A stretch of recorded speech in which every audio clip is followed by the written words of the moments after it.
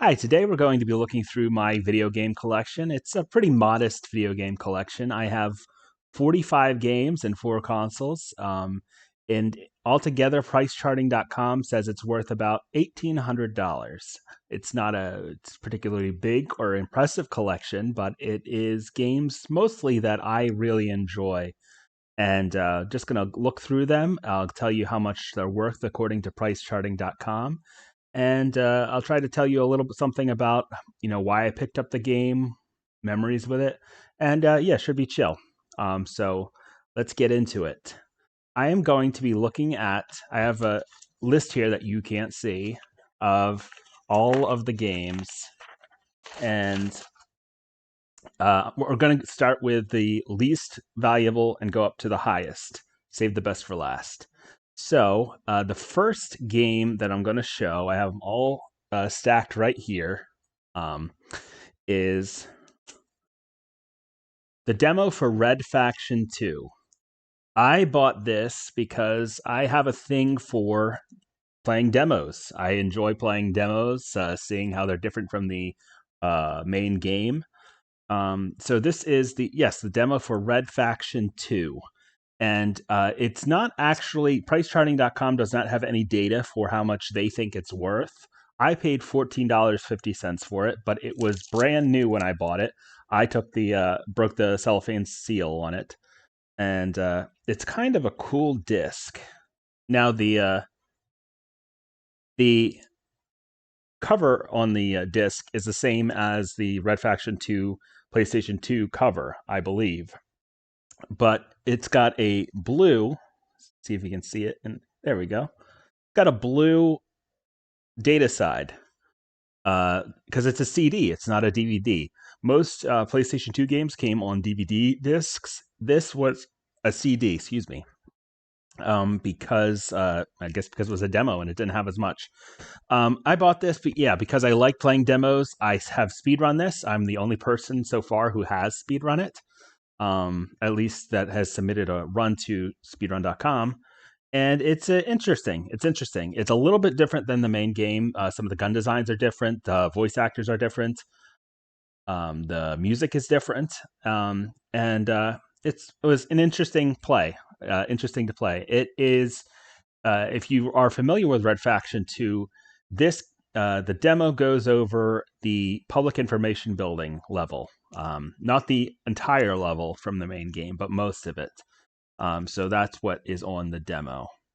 So yeah, I enjoy this. I have no idea how much it's worth.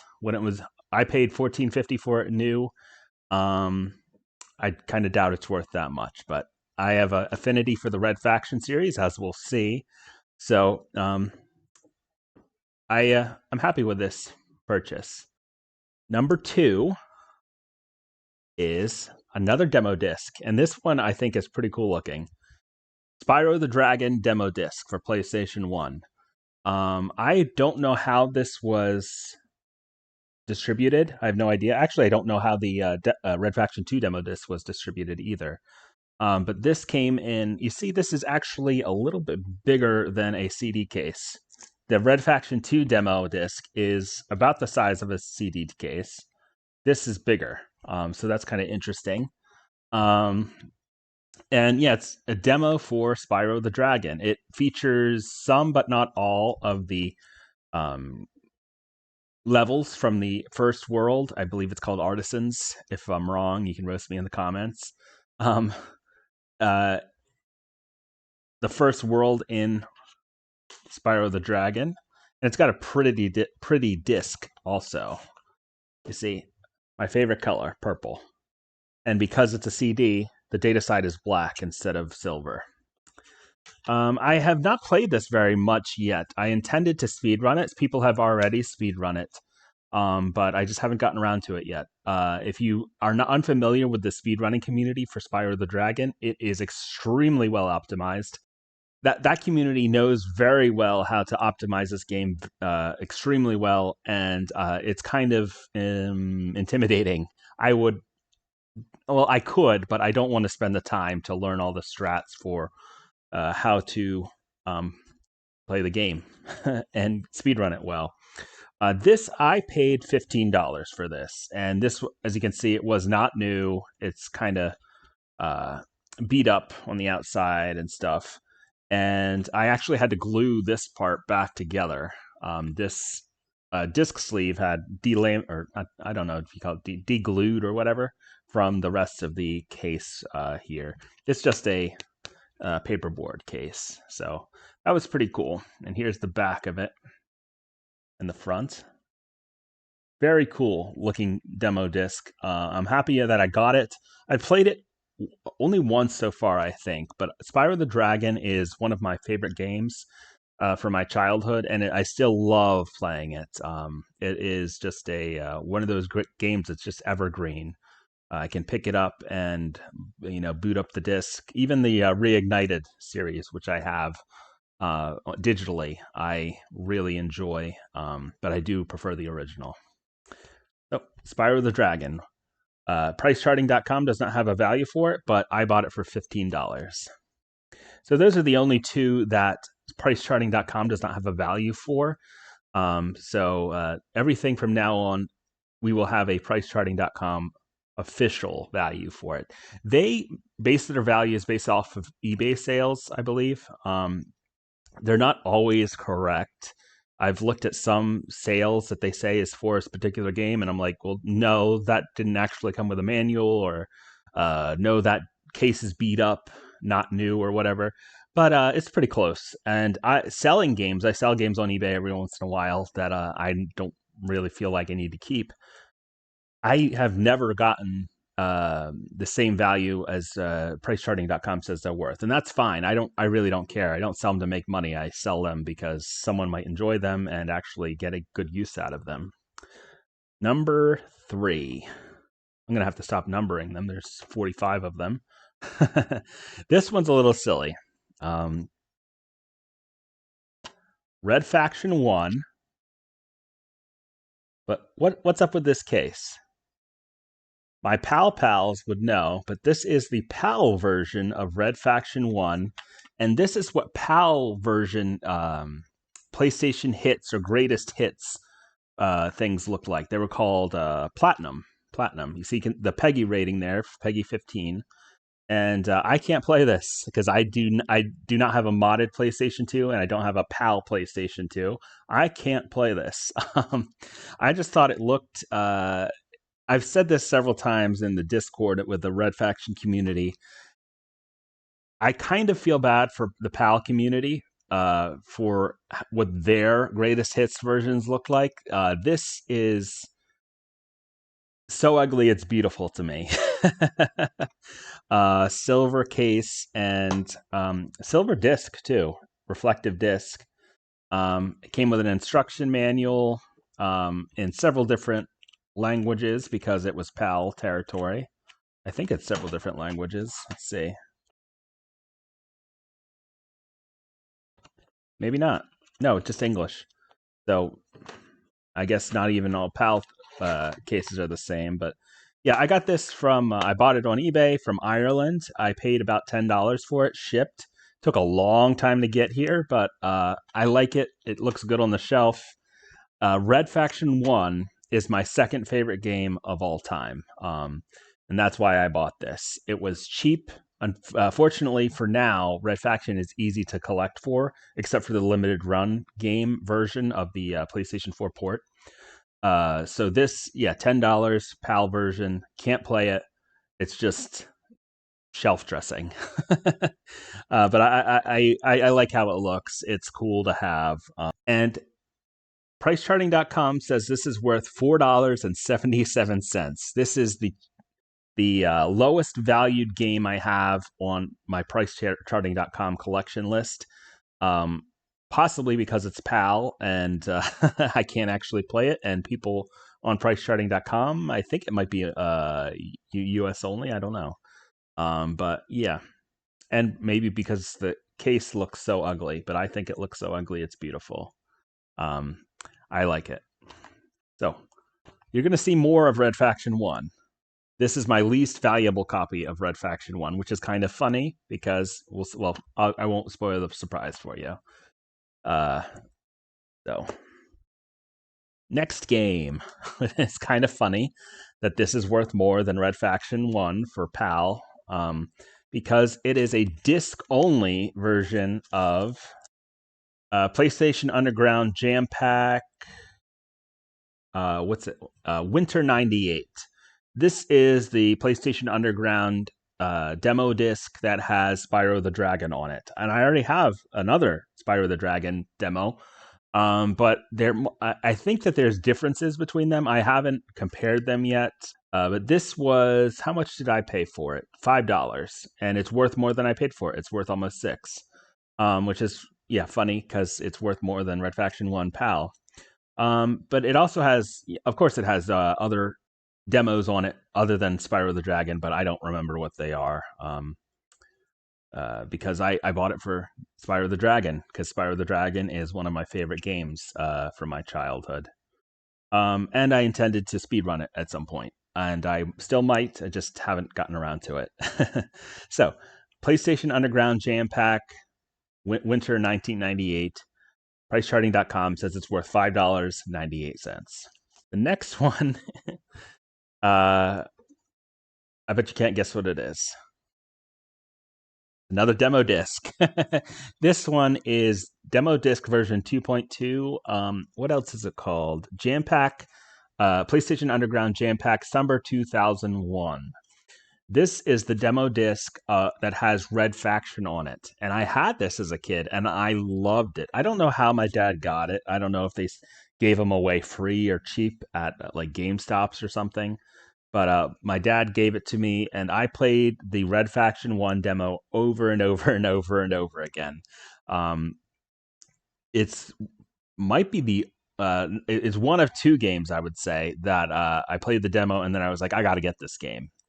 The other game, actually, I don't have it anymore, so I can say it. It's not spoiling anything because it's not in my collection. Is Zone of the Enders, which is also on this. I picked that up recently and already sold it recently. Picked it up and sold it within the same year because I tried it and I just couldn't get into it. But yeah, this also has ATV Off-Road Fury, Zone of the Enders, Red Faction, Star Wars Starfighter. I remember enjoying playing that. Army Men Green Rogue, Army Men Air Attack 2, Winback Covert Operations, and some videos. So I have speedrun the Red Faction demo. It is different than the main game. It features some of the same areas, but some things that are different. And I believe, no, I'm not the only person who speedrun it. There's two of us, me and one guy who speedruns a whole bunch of demos from these discs. I don't remember his name at the moment, but I'll put it in text on the YouTube video. So yeah, this is worth $5.99, 1 penny more than the other one the previous one. And I paid. It doesn't say how much I paid because I think this is on my old eBay account that I no longer have access to. So yeah, bought it for Red Faction. I've speedrun the Red Faction demo. Haven't played it in a while, but it's nice to have and doesn't take up much room. Okay, that's it for demos, I think. The next one is a game a lot of us probably had, and it's not worth very much. It's going to look a little weird.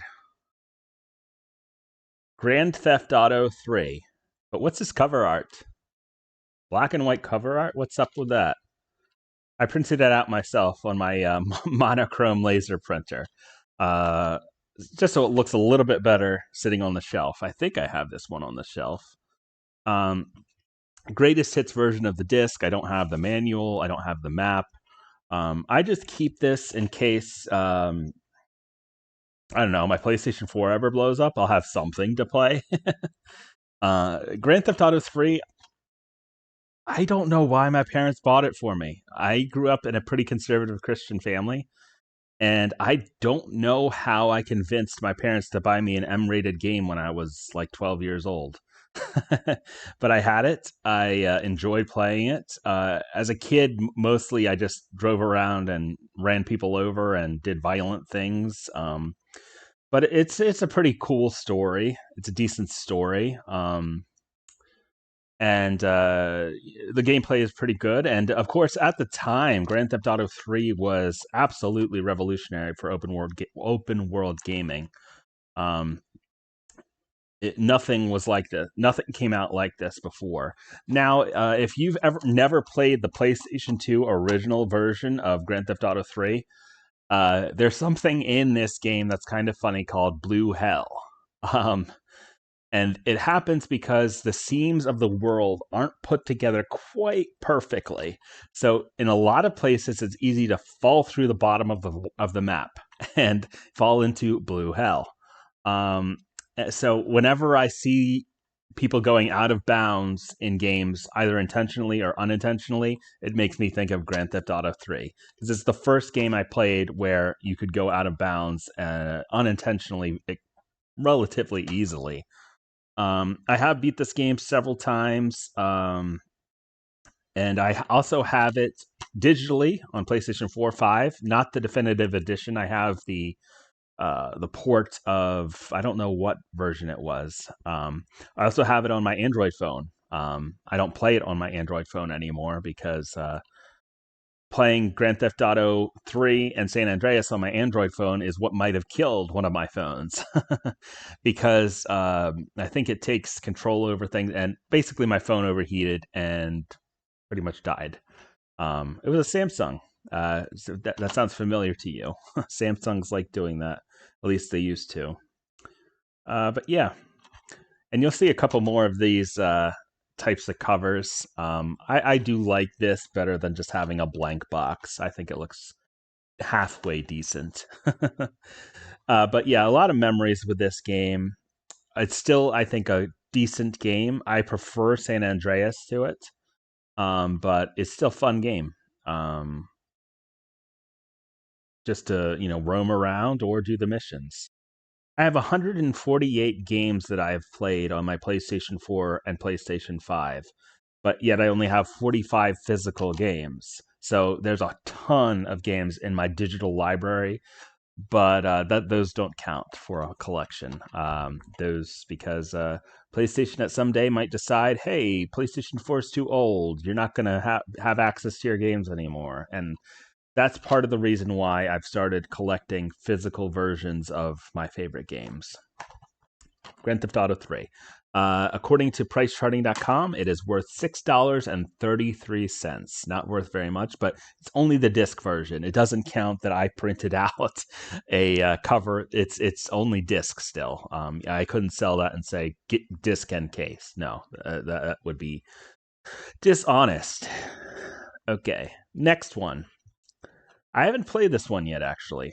I did clean it though. Madden 2005. Why do I have this one? For this guy, Ray Lewis.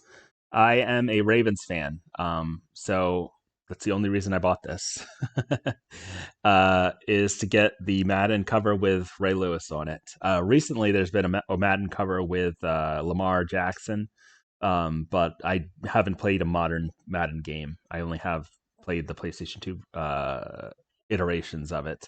So yeah, number 52, Ray Lewis. I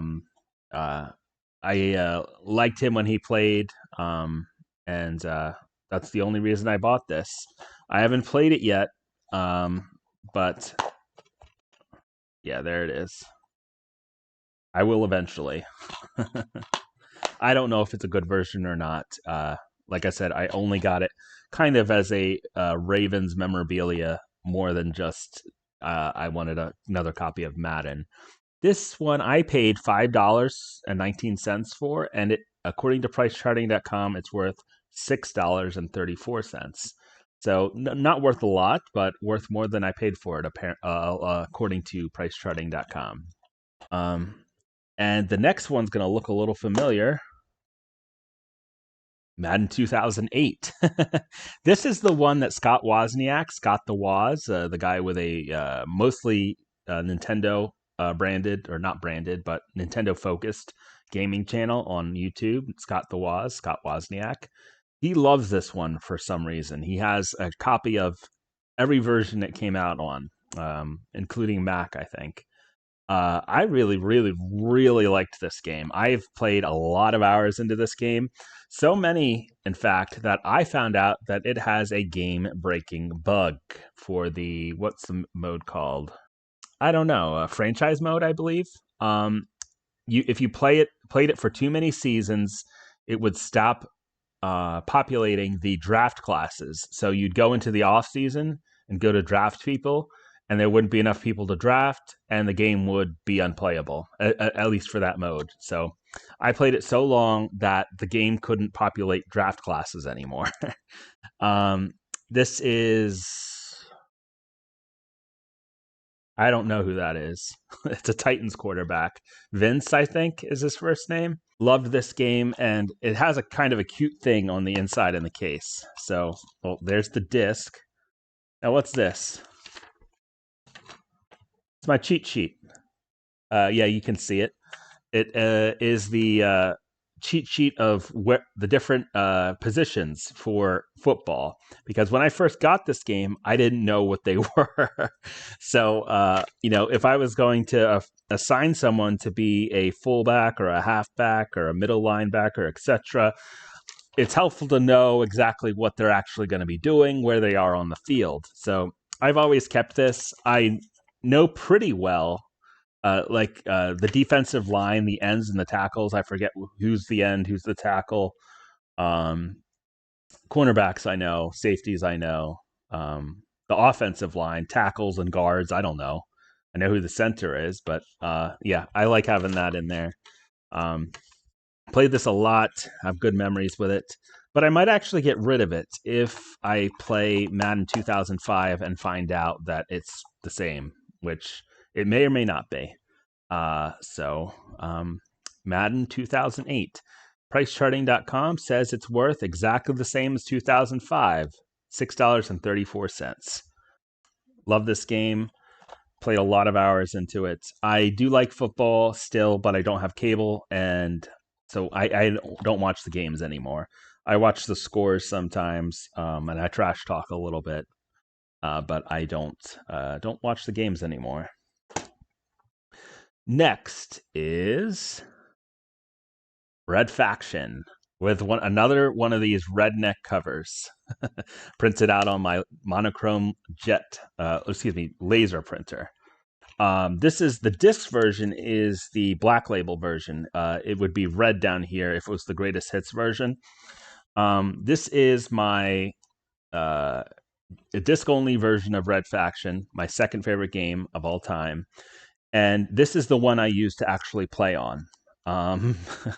And you'll see as we go along why I have to specify that. I have several copies of Red Faction, but this is a beat up one. I got the disc only version just so I could have the game again. I don't know why I ever got rid of it. Yeah, this is the one I actually play on. I speedrun Red Faction. I've speedrun Red Faction any percent easy. PlayStation is my category, and I got the world record after months of grinding, thanks to help from the community and lots and lots of grinding, lots of attempts. And I want to continue speedrunning Red Faction on PC, but can't at the moment. But yeah, this is my playing copy. This is my work copy of Red Faction.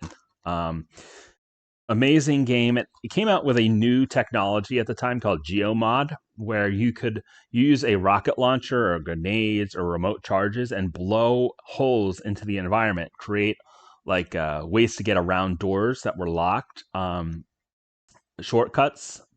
So it's a very, very fun game. If you like first-person shooters, you might enjoy it. I definitely have nostalgia goggles for this. I played Red Faction 2 to death as a kid. I'll talk about it more when we look at other copies. Got to have something to talk about when I pick up the next copies. But this disc-only version is worth $6.74, according to PriceCharting.com.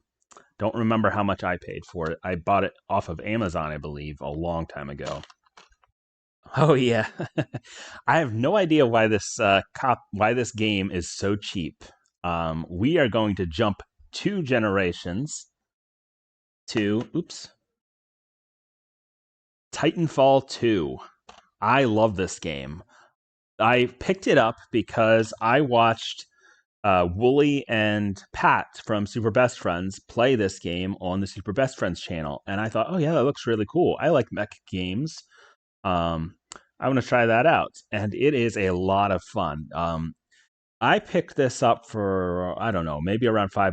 I don't remember where I bought it, but it's a banger.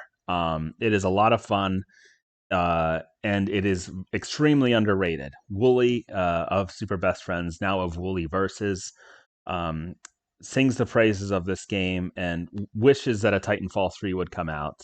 But it's made by Respawn Entertainment and published by EA, and they just keep getting pushed on to different projects. Titanfall 2 is a lot of fun, though.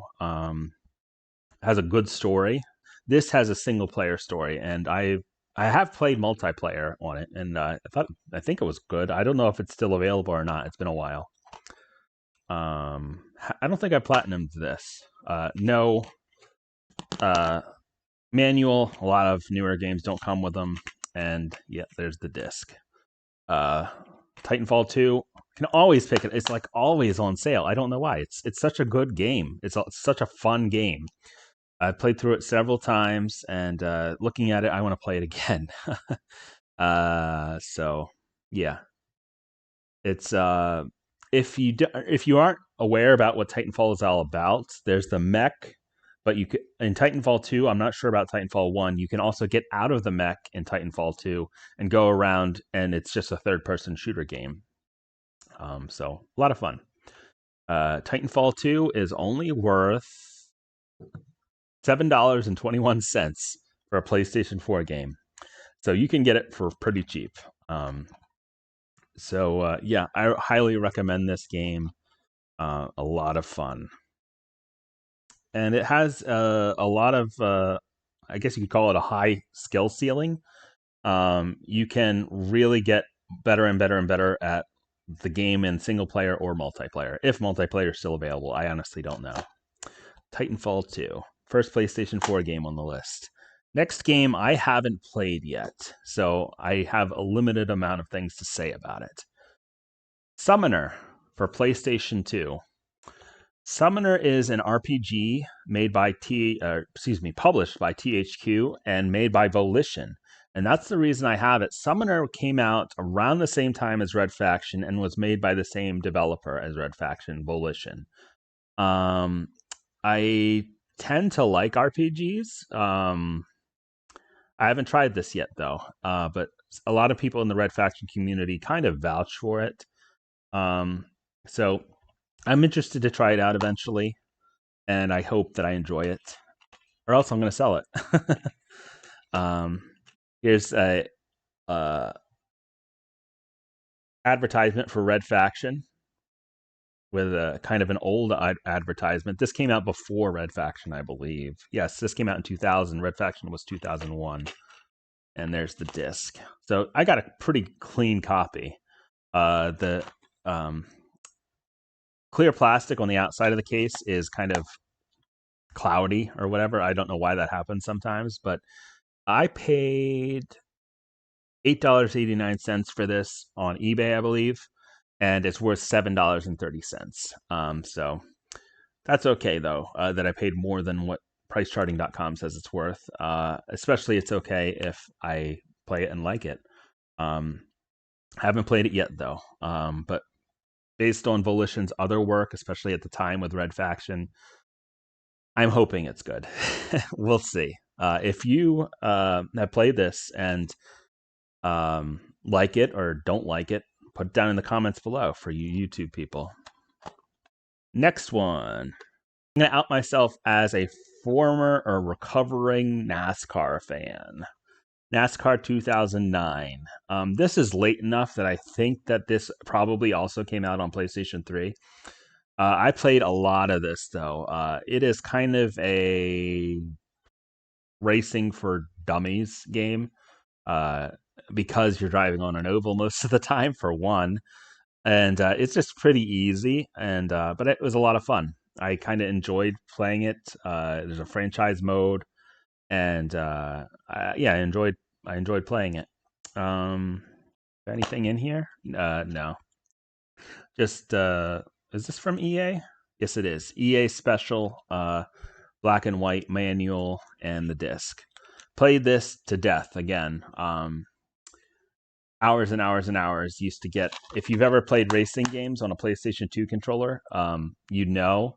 Well, for one, I actually destroyed my old controller. The pads on the analog sticks just completely came off.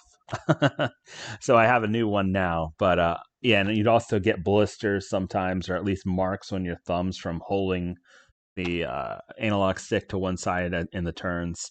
But yeah, it's not obviously it's a PlayStation 2 game. It's not graphically impressive, but it was fun. Um, I don't watch NASCAR anymore. Again, I don't have cable, but certain races I wouldn't mind watching. I like the race at Watkins Glen every year. That's a road course, so it's more than just an oval. Sonoma, I think that's what they call it still. Sonoma in California, also a road race. I like the road races mostly because it's just interesting. They have to actually. It takes a little bit more skill or a different set of skills to do well in the road races. But yeah, liked this game. Um, Not particularly good as a racing game. You probably have to be a NASCAR fan to enjoy this. Um, and I haven't played it in a long time now, but used to love it. Used to love playing this. Did have online, never tried it though. Never have done any online gaming on my PlayStation 2. So yeah, NASCAR 2009, according to PriceCharting.com, is worth $7.39. Next game is a classic. Is one that I had a list of games, top 10 games that broke me. Um, and 9 out of the 10 were games that made me cry. But this game blew my mind. And if you played it as a kid, it probably blew your mind too, especially a specific part of it that I won't spoil, even though it's a 20-year-old game, 22-year-old game, I think. Um, it is Metal Gear Solid 2 Sons of Liberty with another jank cover printed out on my printer. Um, I can't see because it's too dark on the back to see when this came out. Hideo Kojima game. Metal Gear Solid 2 is more than just a third person shooter or a stealth game. It uh, gets super deep, especially towards the end of the game, and it does things that I don't.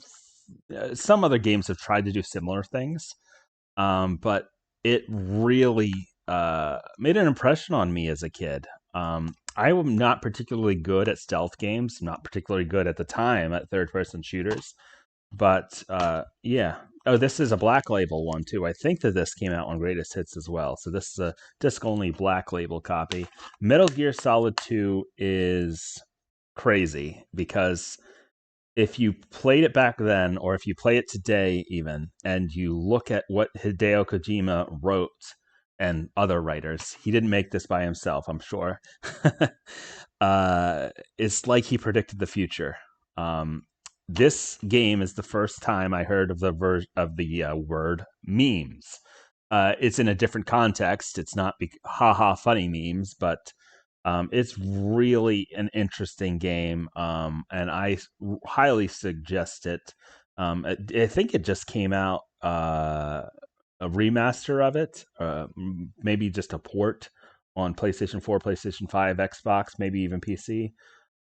It's definitely worth the play, or at least watch a playthrough of it. A Twitch streamer, I'll shout out Majin Sweet, Majin like Majin Buu, no space Sweet. This is his favorite game, and he has several copies of it. And uh, it's one, we disagree a lot about a lot of things, him and I, but this is not one thing that we disagree about. This is a great game. It is a masterpiece. Um, and I actually have looked at trying to get a better copy of this, but I just don't feel like it's worth it because better copies cost more, obviously, than a disc-only version. This is worth $7.48, according to PriceCharting.com.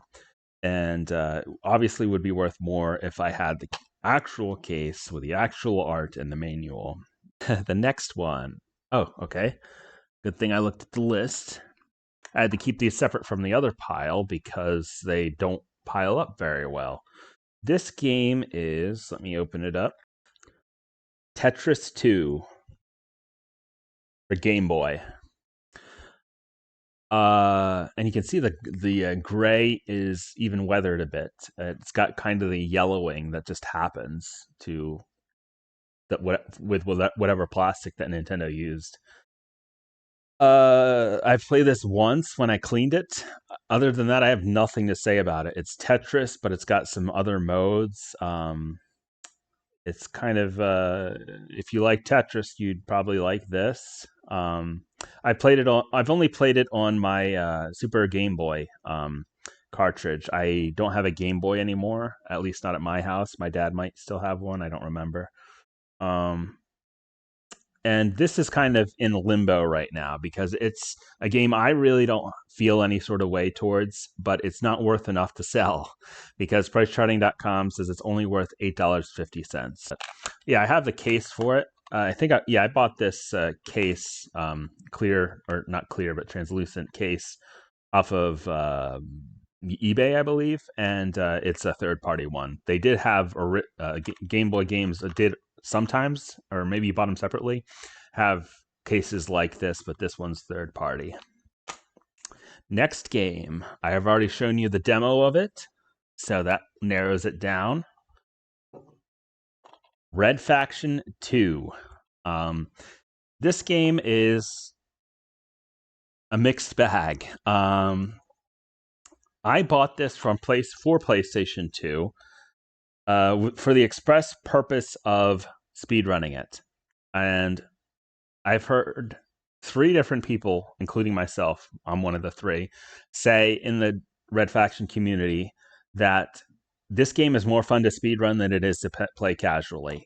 Casually, this game is such a letdown compared to Red Faction 1, but it's pretty fun to speedrun it. I've speedrun this game. I am 5th on the leaderboard, and don't particularly feel like improving my time.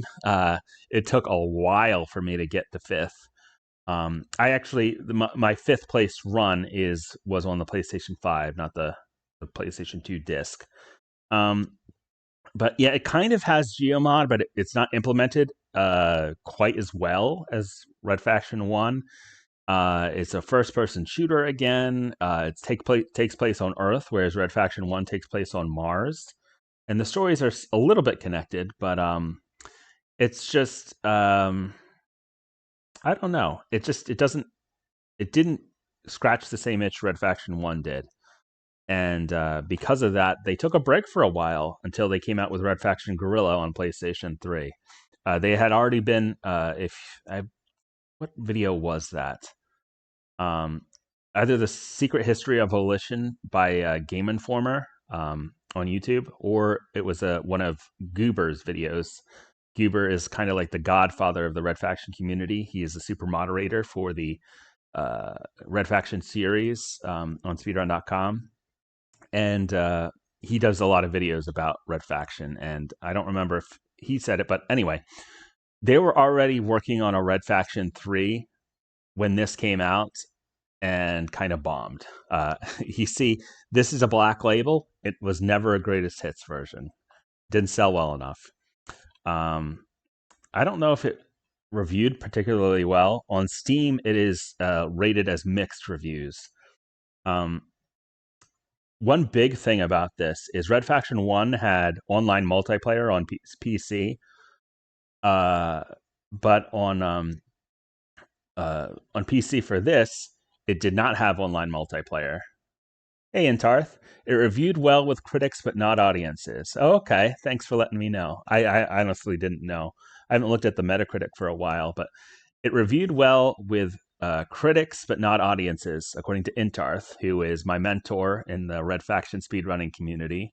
I don't know if that's the first time he's heard me call him my mentor, but that's true. Yep, it's got the manual and the disc. It's a pretty good copy. It's when the cases still came with a memory card holder, as if you were going to have a memory card for every single game you had. Yeah. But it's a. I don't have much to say about it. I wished it was so much better. I remember picking this up as a kid. I had it as a kid. This is not the same copy I had as a kid, and I was so disappointed. I was like, "Where's my Red Faction? What is this?" But speedrunning it has given me a whole new appreciation for it, and I do enjoy it. At speedrunning it, casually, it's just not that great. Volition thought it would do super well, and initial press critique was good, but the audience itself was craving. Yeah, the audience, just like me, we wanted Red Faction 1 Part 2, and this is not it. It's a totally different type of game. But not a terrible game, but not a great game. But I am glad I have it. I'm glad I have a nice, pretty copy on physical. And pricecharting.com says that is worth $8.50, which is less than what I paid for it. When you buy things on eBay, you have to pay shipping. So sometimes you pay more than it's worth because of shipping. That's okay. I'm glad I have it, even if it looks good on the shelf next to Red Faction 1, even if it's not worth very much. The next game. Speaking of Red Faction, Red Faction 1. This is my third copy I've showed you. This is the Black Label version, because this did come out on Greatest Hits. And you see Black Label disc also with the manual. I bought this on a whim because I already had copies of it, but it's just such a pretty copy, and I got it for cheap because thankfully collecting for Red Faction 1 is still cheap, other than the limited run game version. Yeah, Red Faction. Really fun game. This is my second most favorite game of all time. I've said that already. The story. I haven't talked about the story. The story is the first game as a kid. I remember talking to my brother about it, and I said, "Have you ever played a game where it made you mad at the bad guys?" And this was the first game that did that to me. The bad guys in this are just kind of what's the word? One-sided, mono. I don't know what the word is, but they're bad, and there's no good to them. It's not a game where it's like Last of Us Part 2, where, oh no, the bad guys have a reason to be bad, or something. It's just they're bad people. And this is such a great game. Second favorite game of all time. And I picked up my original copy of this. Yeah, One Dimensional. Thank you. I picked up my original copy of Red Faction 1 at a flea market in Pennsylvania while visiting my uncle and aunt. I don't know if it was a bootleg copy or what, because I don't think we paid. I think the going rate for PlayStation 2 games at the time was $50, and I don't think we paid that. And I remember bringing it home, and my uncle had a PlayStation 2, but his kids weren't allowed to play shooters, so I kind of only got like 5 minutes of trying it out before I had to take it out and just play it at home eventually. And at some point, I got rid of it. I don't know why, but second favorite game of all time. I am so happy to have such a clean copy of the Black Label version. I've streamed this one night on PC, and I said I was having kind of a rough night, having trouble sleeping. It was like 11 o'clock at night, and I normally would not stream it that time, especially because I had to work the next day. But I was streaming it, and I was starting a speed run, and I was going through the mines, the first section. I was like, this is home, and that's how this feels to me. Red Faction 1, playing through it, it feels like home to me. It is very nostalgia goggles there. But love this game. Love it, love it, love it. And we're not done with it. You'll see I have some more copies. Or I think only one more. We'll see. Next game is another PlayStation 4 game, Need for Speed, the remake for PlayStation 4. This is a pretty beat up copy. My dad got it for me at a yard sale. So it's pretty beat up, and I already had it actually digitally. And I don't feel any sort of way about this game. Well, actually, that's not quite true. I really like making the custom vehicles in this. I think my custom vehicle in like my best custom vehicle was I think it was a Mustang GT in this, which had all kinds of things, and I made all of my favorite cars safety yellow color because safety yellow is the best color statistically that you can wear on a car or going out or being at home. But the racing in this it didn't scratch the itch the way Need for Speed Rivals did. Need for Speed Rivals is the first Need for Speed game I played on PlayStation 4, and I liked the racing in that better. This just kind of feels kind of flat to me, and I got up to one point, I think towards end game, and I just couldn't beat the race. It's like I was nowhere close to beating the race, and I looked up forums, and everybody's like, "How do you beat this?" And they're like, "Well, you have to get lucky, pretty much." And that's not great in a racing game. But yeah, fun. The most fun, a lot of the fun in these games is customizing the cars. Probably, I'm going to sell my PlayStation 4 soon, and I'm probably going to put this in bundled with it, just so whoever gets the PlayStation 4 can, if they don't already have a game, can know that it works when they get it. Because I have it digitally, and I don't really care about it. Oh, Need for Speed PlayStation 4 remake is worth $10, $9.99, according to PriceCharting.com. This one's probably worth less because the label, or not the label, the cover art is water damaged or liquid damaged, and the disc, I believe, is not in great condition. It's got lots of fingerprints on it, but it should clean up well once I take some alcohol to it. I haven't cleaned it up yet, though, because I haven't actually played this. I haven't played the disc version. The next game is my favorite game of all time. Just recently picked up a physical version of it. The Last of Us Remastered. This is the PlayStation Hits version, so it has this red case. I really don't care. I'm not one that cares about that kind of stuff. It's not that ugly. Would I prefer the blue case version? Sure. But yeah, Last of Us Remastered is my favorite game of all time. I have played it over and over and over again and still haven't platinumed it because platinuming it requires multiplayer, and I'm not good at the Well, I'm not bad at the multiplayer, but it requires playing 80 matches of multiplayer successfully. 80 matches to get the platinum. So I don't have it, but that's okay. Didn't come with a manual. I haven't actually played the disc version yet. I have it digitally because I think that it came out. I think it was one of the PlayStation Plus games that was free. But Last of Us Remastered is one of the best stories, maybe the second best story of any game I've ever played. A lot of people feel a certain way about how it ends. I won't spoil it, even though it's pretty old. But it makes you feel. It is a game where I really wanted the main characters to be happy at the end, and the DLC came with it. It's called Left Behind, and Left Behind is a lot of fun. I want to speed run that eventually. That's like a half-hour speed run, I think, if you do it correctly. The 100% version or glitchless version of the run has amazing gameplay. Some of the best gameplay of any game I've ever played.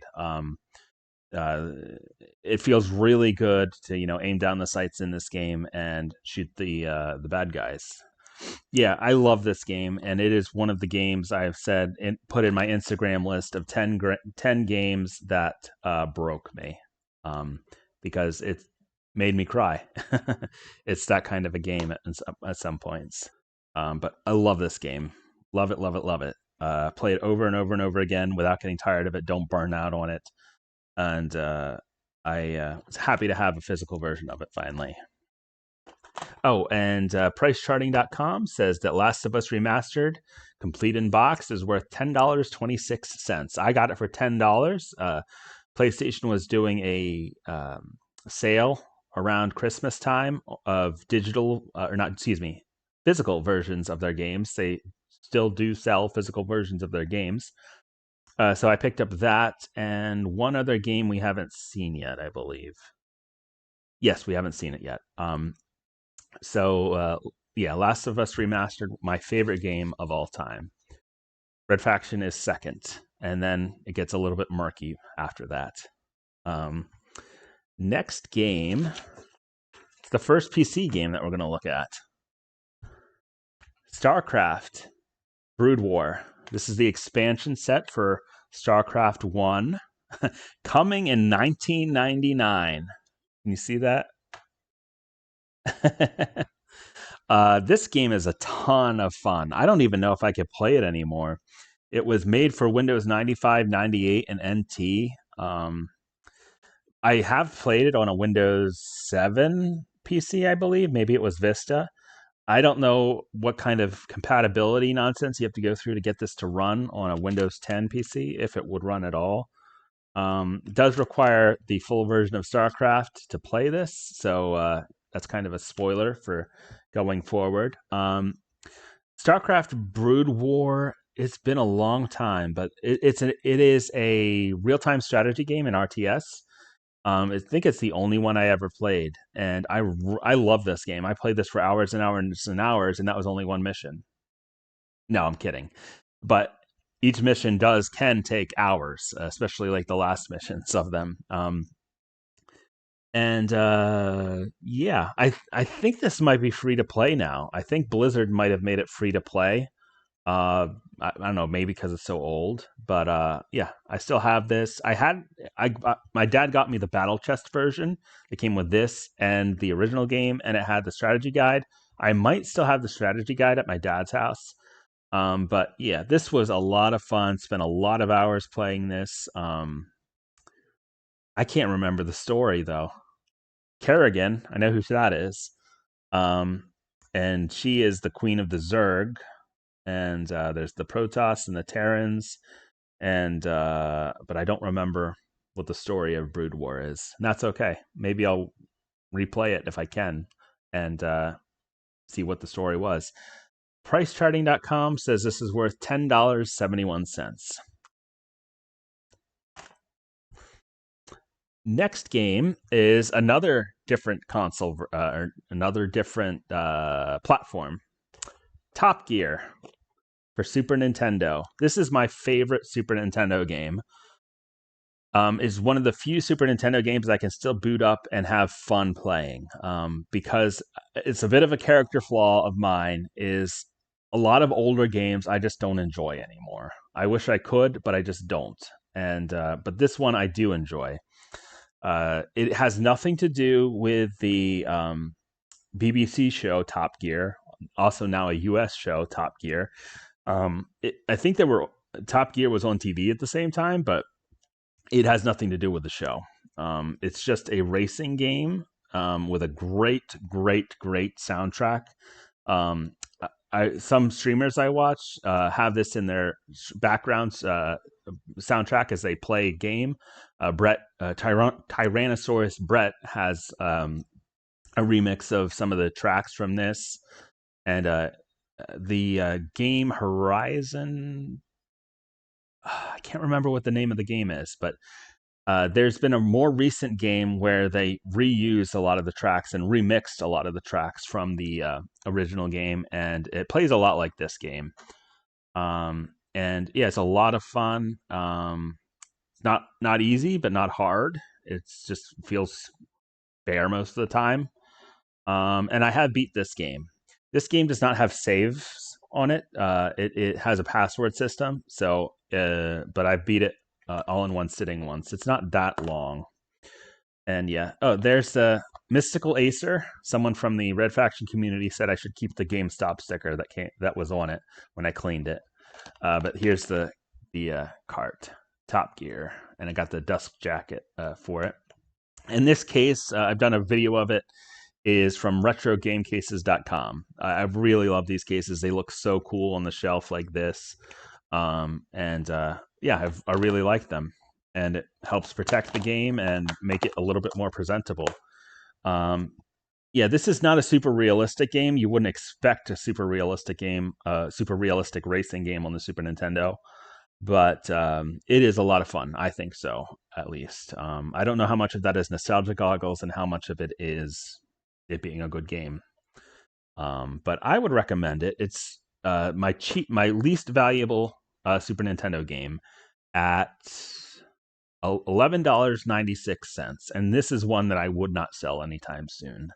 One, it's not worth very much, and two, I really enjoy playing it. Top Gear for Super Nintendo. Next game, back to a more modern platform, The Evil Within 2. This is another game that was on my list of games that broke me because the ending has some things in it that give me the feels. I won't spoil it, but The Evil Within 2 is a lot of fun. I like it more than The Evil Within 1, though I do like The Evil Within 1, which I have only digitally. It's a little bit open worldy, but the environments are kind of small, and it makes sense within the game logic of why they're small. It's just it's got a really it has like an engaging story and engaging gameplay. I really enjoyed this game. I have platinumed it. It took a long time because it's made or published by Bethesda. And developed by Tango Gameworks. But Bethesda, that's the problem there. I've never played a Bethesda game that didn't have bugs. And this had bugs. I had to do things a certain way on the hardest difficulty, like go a certain route for no reason. It's like I said, it's kind of an open world game, so I shouldn't have needed to go in a certain route so the game wouldn't crash, but I did. I had to go a certain route so the game wouldn't crash, and I could finish the game and get the platinum. And yeah, really enjoy this game. I did not get particularly burnt out on it while I was platinuming it. It has gameplay that is evergreen enough and fun enough that I enjoyed it the whole time. Evil Within 2, though, is worth $12. It's not worth very much. I enjoy it. So yes, $12 according to PriceCharting.com. And another one of probably definitely my top 10 favorite games, is Dark Souls Remastered. This game, my first playthrough of Dark Souls Remastered was miserable. It is such a difficult game to get used to. And the good story about this is I took off the PlayStation 3 generation because PlayStation 3 came out when I was in high school and continued on while I was in college. And while I was in college, I took the attitude where I'm not smart enough. I need to study harder. I need to work harder to get the same grades as the people who are smarter than me. And so I did not game, basically, while I was in college. I didn't have a PlayStation 3. I barely gamed on my PlayStation 2. I just put my nose to the grindstone, got good grades, and then didn't get a job based on my degree. Yeah, the American dream can be a lie for a lot of people, unless you're well connected. And that's sad, but it's true. I'm okay now. I've got a job that pays well. So it doesn't hurt quite as much as it used to. It hurt pretty bad, and the year I graduated and couldn't find a job, I was like, what in the world did I just spend 4 years working my butt off for? Not much. But Dark Souls Remastered, very difficult game, but not an impossible game. Anyone with the time, if you have the time to invest in this game, you can get good at it. Some people say, "Oh, I don't want to try," or I could never be good at it. But no, pretty much anybody can be good at this game if you take the time and try to learn it. There's been several people who have proved that. I wish I remember the name of the guy. Majin Sweet introduced me to this guy's YouTube channel. It's an older guy who developed games back in like the Nintendo era, I believe, and he played this through on his channel, and he was like in his 40s at the least, and he had a really hard time. But he got better, and he got better, and he got better, and he beat the game. Anybody can beat this game. And I still have trouble with certain bosses. Manus in the Abyss. Oh my goodness. Ornstein and Smo, still very difficult. I usually summon Solaire to help me in that fight, make it a fair fight, 2v2. I hate the boss fight of Bed of Chaos. If you've never seen it, you might have heard of how bad it is. I think that they might have even... I know they apologized for the Anno Orlando archers, but I don't know. I don't remember if they apologized for Bed of Chaos. It is like the worst boss in any of the Souls games I've ever played, and a lot of people agree on that. It's just a terrible boss all around. Four Kings on New Game Plus 2 was the most difficult, or one of the most difficult things I've ever done gaming, because I wasn't very good at the game yet. So I spent hours and hours and hours fighting Four Kings on New Game Plus 2, trying to platinum this game. You don't have to be a New Game Plus 2 to platinum it. I just refuse to restart the game. You can get through in New Game Plus 1, I think, is all you have to do to platinum the game. But yeah, Dark Souls Remastered, I want to play it right now. That's how much I love this game. Can do different builds. If you play as a sorcerer, it's a totally different experience than if you play as a melee fighter. There's pyromancy, there's miracles, which is pretty much just magic, but there's strength, there's dex, there's bows. There's so many things you can do with this game, and it is I don't know. I was about to say it's a masterpiece, but then you look at Last Izalith and the Bed of Chaos, and you're like, I don't know. It's a great game, though. I would say it's a great game. And it is one of my top 10 favorite games. Easy. Maybe top 5. Dark Souls Remastered. Love this game. Have spent many hours playing it. But it is a great game. I originally picked this up based off of watching the Super Best Friends play it. Wooly was the person playing, and Pat was on the playthrough with him, commentating. And great game. They introduced me to it. Then I one day I decided to go on Twitch. I went on Twitch because I wanted to watch the Super Best Friends podcast that was on Twitch. It's the first time I ever went on Twitch. That's the reason I went on Twitch. And I, they only did a podcast once a week. So I said, why don't I watch some Dark Souls? So I searched up Dark Souls, and I found Majin Sweet. And the first thing I said in his chat is, I've never seen someone play Dark Souls so fast. I hadn't experienced the challenge running community of Dark Souls yet. And Majin Sweet's great at these games. Don't go in his chat and talk about Dark Souls. You might get banned. Even I don't talk about Dark Souls. I'm not allowed to even talk about Red Faction too much in his chat. A lot of people are very good at it, though. There's Lobos Jr., is one of the best at Dark Souls 1. Blueberry Brioche just recently got no hit Dark Souls 1. There's a whole community of Souls players, and not all of them are toxic. I know they have a bad reputation, but not all of them are toxic. I've talked about that a while. It's worth $13.50 according to PriceCharting.com. Next game, I think it's the last PC game on the list. StarCraft original. Oh, it's got the key on the back. Anybody want to steal my StarCraft CD key? This game, again, RTS, one of the original RTS games. Played it for hours and hours and hours and hours and hours. I don't know if I've ever beat it, though, without using cheats.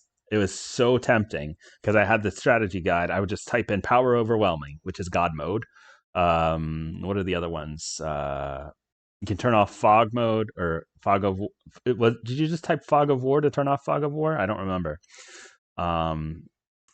It's so much fun though. I love StarCraft. I haven't played it in a very long time. Don't even know if I can play it anymore on my current PCs. Might try it though eventually. This is the first game I played online also, and it's one of the only games I've ever played online. Even early on, I think I played this on dial-up. I'm almost certain I played this on dial-up, and it wasn't great. And people got mad at me for playing on dial-up instead of DSL was the only other thing at the time. But yeah, had a very large community of people who played this online, and every once in a while I would play it online, even though I was never really good at online for this. Really fun game. Takes a really long time. It's a big time sink because the last mission of this game, of the main game, I think takes, on average, it took me several hours to beat it. I don't remember exactly how much, but yeah, Protoss, Terran or Earthlings, and the Zerg. A lot of fun. Again, I think this might be free to play now. I think Blizzard might have made this free to play, but I'm not certain on that. Their StarCraft 2 is out. I've never played it, but StarCraft 2 is out now. Oh, PriceCharting.com says that this is worth $13.61. Okay. The next game is another game that's in my top 5, possibly my third favorite game of all time. And it is Bloodborne. This one is sealed, brand new, because I have it digitally. I got it for, I'm pretty sure I got it with PlayStation Plus.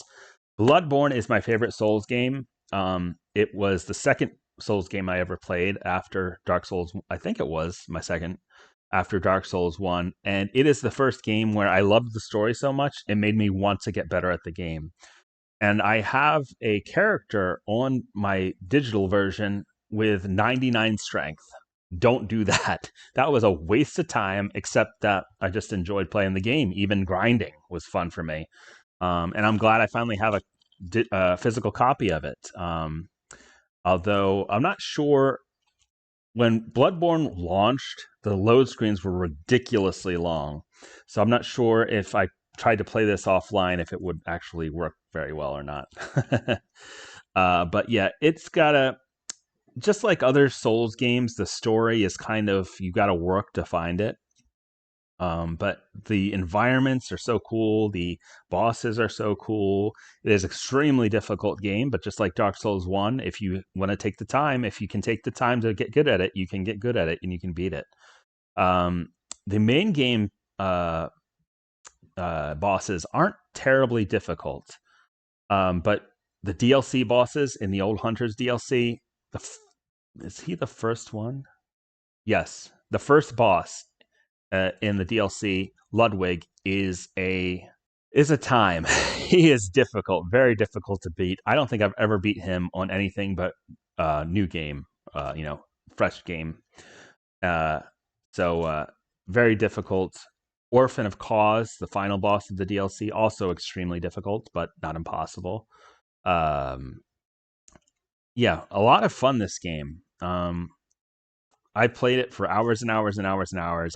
I just recently had it up on my PlayStation app on my phone, and it's over, I think it's like 150 hours or more that I played on my digital version. But yeah, no, I'm glad to finally have a physical version, even if it is the red case, the PlayStation Hits version. Got this for $10 again during the sale that PlayStation was doing around Christmas of their physical games, and according to PriceCharting.com, it's worth $13.82. It's a lot of fun, put a lot of hours in it. If you've never played a Souls game and you're thinking, hey, maybe I want to try a Souls game, this is the one to try, in my opinion. It is my favorite Souls game by a country mile. Love this game. A lot of fun. And another Souls game is next, Dark Souls 3. This is the Fire Fades edition, and it's got French on it too. So I guess this is a Canada-friendly version because Canada has to have French and English on all their games and everything because of the language police. Dark Souls 3, the Fire Fades edition, it means it has both DLCs, which were Ashes of Ariandel and The Ringed City. Dark Souls 3 is my least favorite Souls game. Dark Souls 3 is my least favorite game in the Souls series because I might get. Feel free to roast me in the comments, Souls community, but at some point I feel like this is just difficulty for difficulty's sake. Once you get to Sister Fried in the Ashes of Ariandel DLC, and I think it's a 3-phase boss fight. It's like, yeah, it's really difficult, but why does it have to be so difficult? Even the princes, twin princes, that's I think a 2-phase boss fight, and that one I'm not sure if I ever beat twin princes by myself. I think I've always summoned someone to help me. I've never beat Gale by myself, the final boss of the Ring City DLC.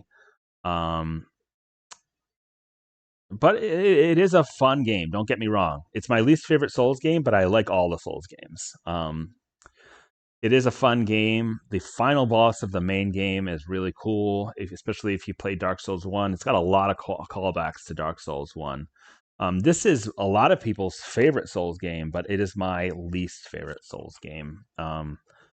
It is still a fun game. It's just I just didn't vibe with it as much as the other Souls games. But PriceCharting.com says it's worth $14.48, which is less than what I paid for it. But that's okay. I paid $20 for it on sale on Amazon, I believe. And yeah, I've enjoyed it. It's just not my jam as much as the other ones. Next game is another PlayStation 4 game, Yakuza 0. I got this. Take this, post it off it. It's another game I got because of the Super Best Friends. I watched their playthrough of it, laughed a lot, enjoyed the story, thought, oh, that looks pretty cool, and I tried it out. And a lot of people like the Yakuza series. This has a very interesting story. The main story is very interesting, or it's a little outlandish at some points. But that's just the Yakuza series for you.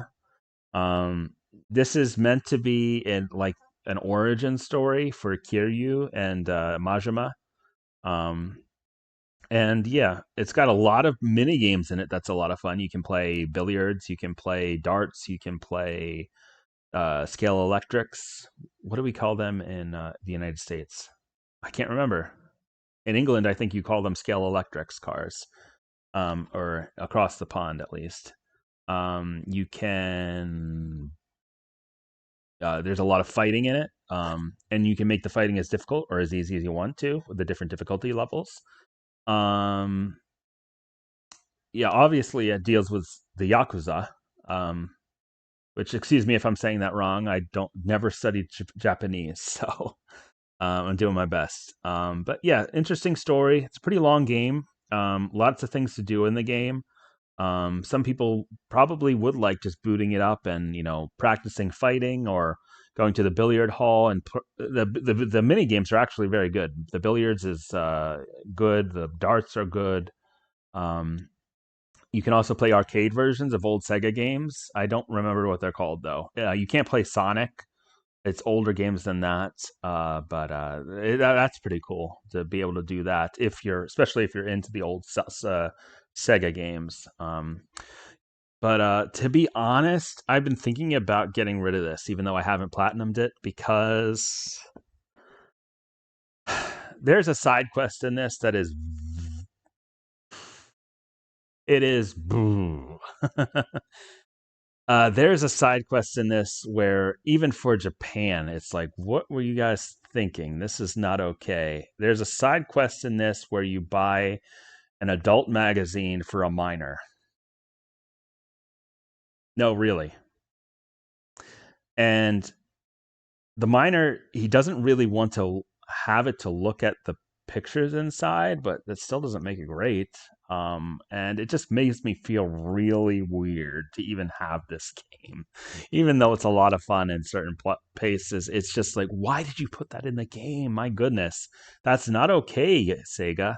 Uh, Not a bad game, but that side quest really just, it makes me feel gross to have this game.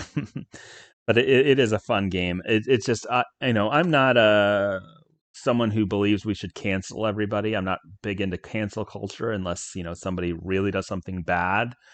Then yeah, they should have consequences. But it makes me feel weird.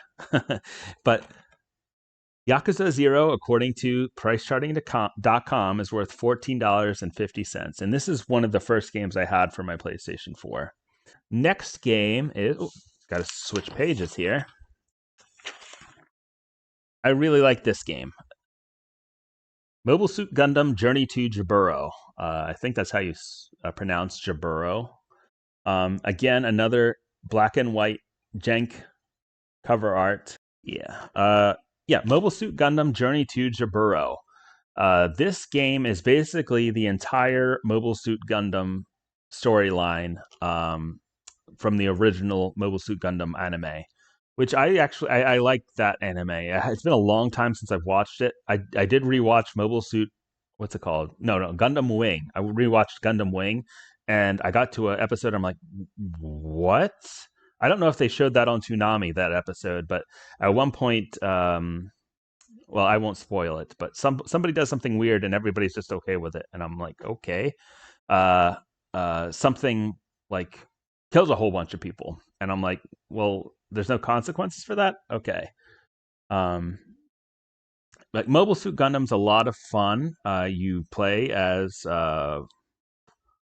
I don't even remember. Is it Choa? No, it's not Choa. That's from Gundam Wing.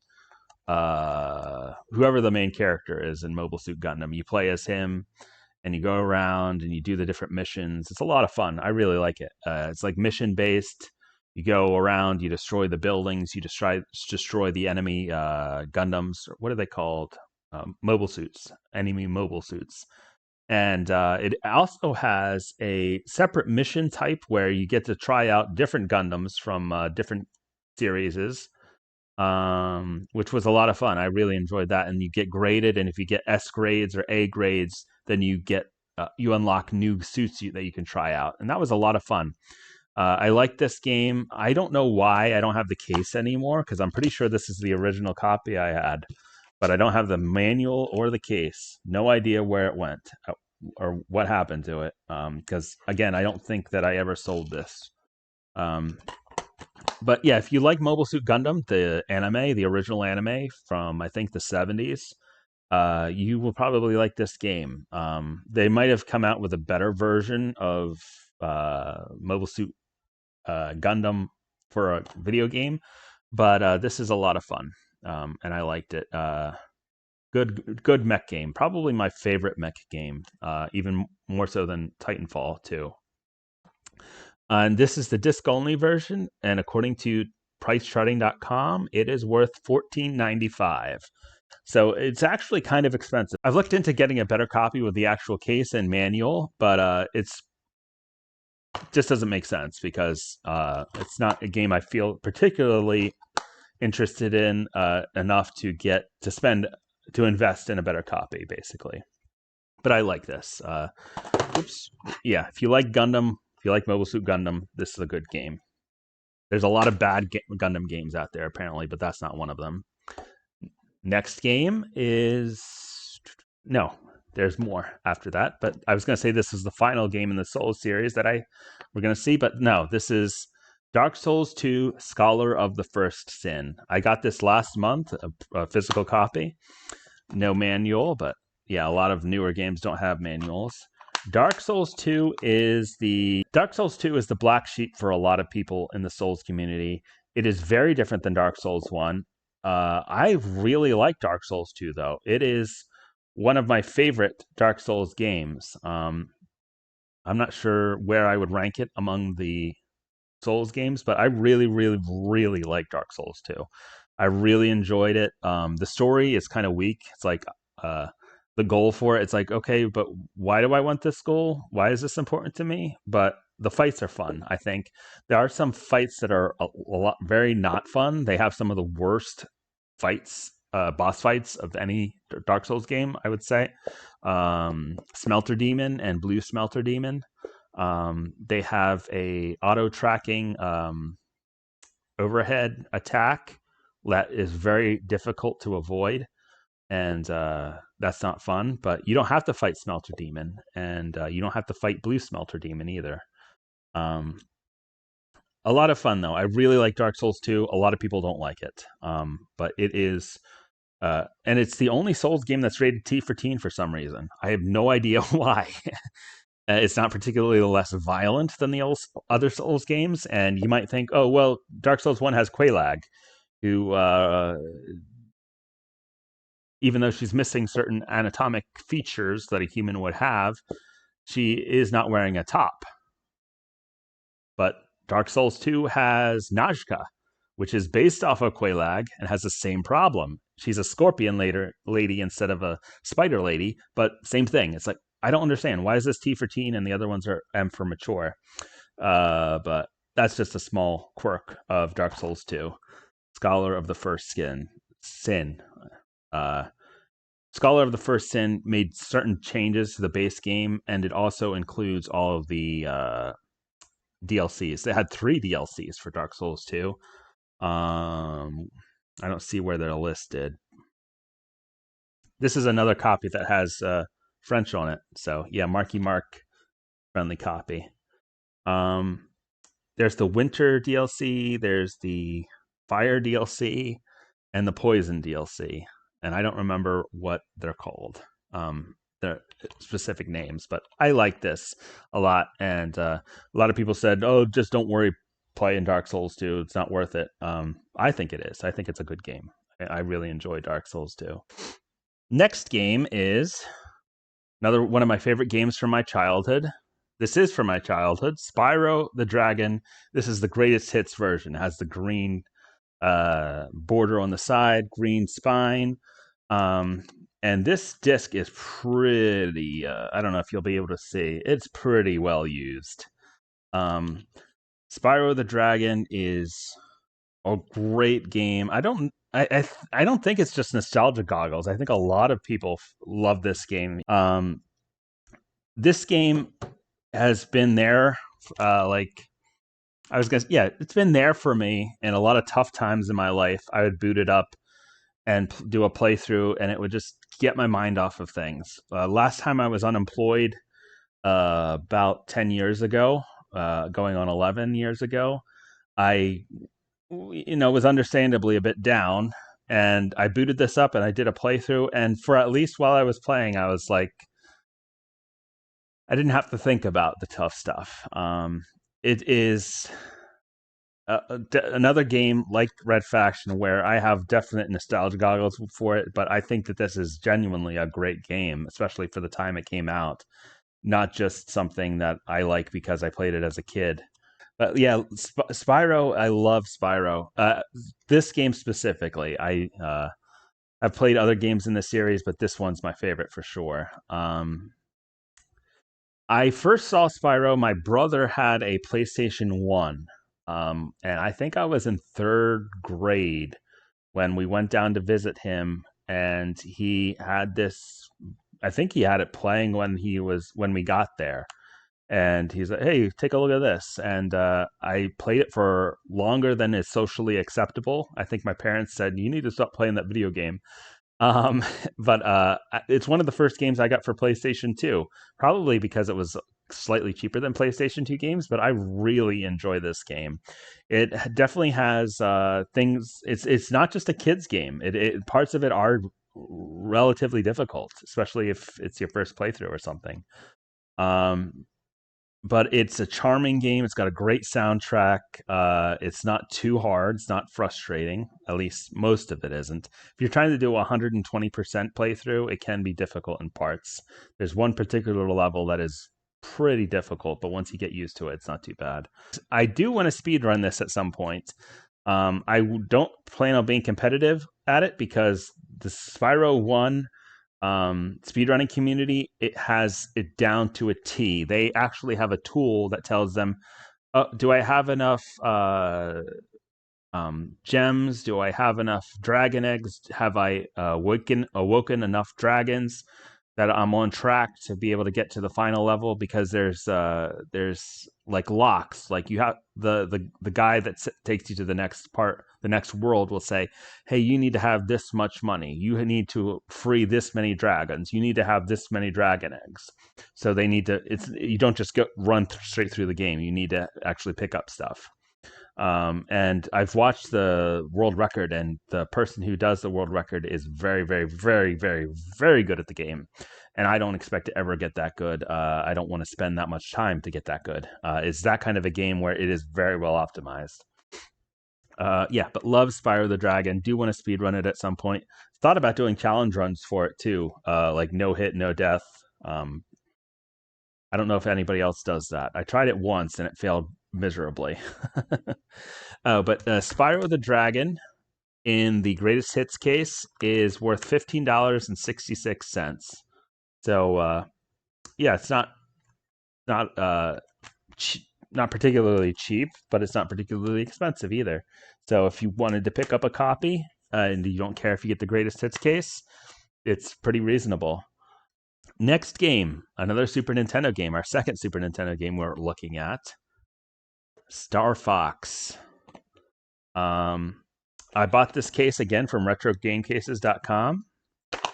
Here is the actual cart. I've cleaned this one off. It had a GameStop sticker on it, and I got rid of that one because Mystical Acer wasn't in the chat telling me not to. But Star Fox, I actually don't super like this game. It's really hard. I've never beaten this game. And it's really graphically impressive for the time that it came out on Super Nintendo. But it's just doesn't do it for me. It has no save system. I don't think it even has a password system. It's just you got to beat the game in one go. Good luck. Good luck is a meme from Star Fox. It had when you go out on the mission, somebody says "good luck." I think it's the dog character, whoever that guy is.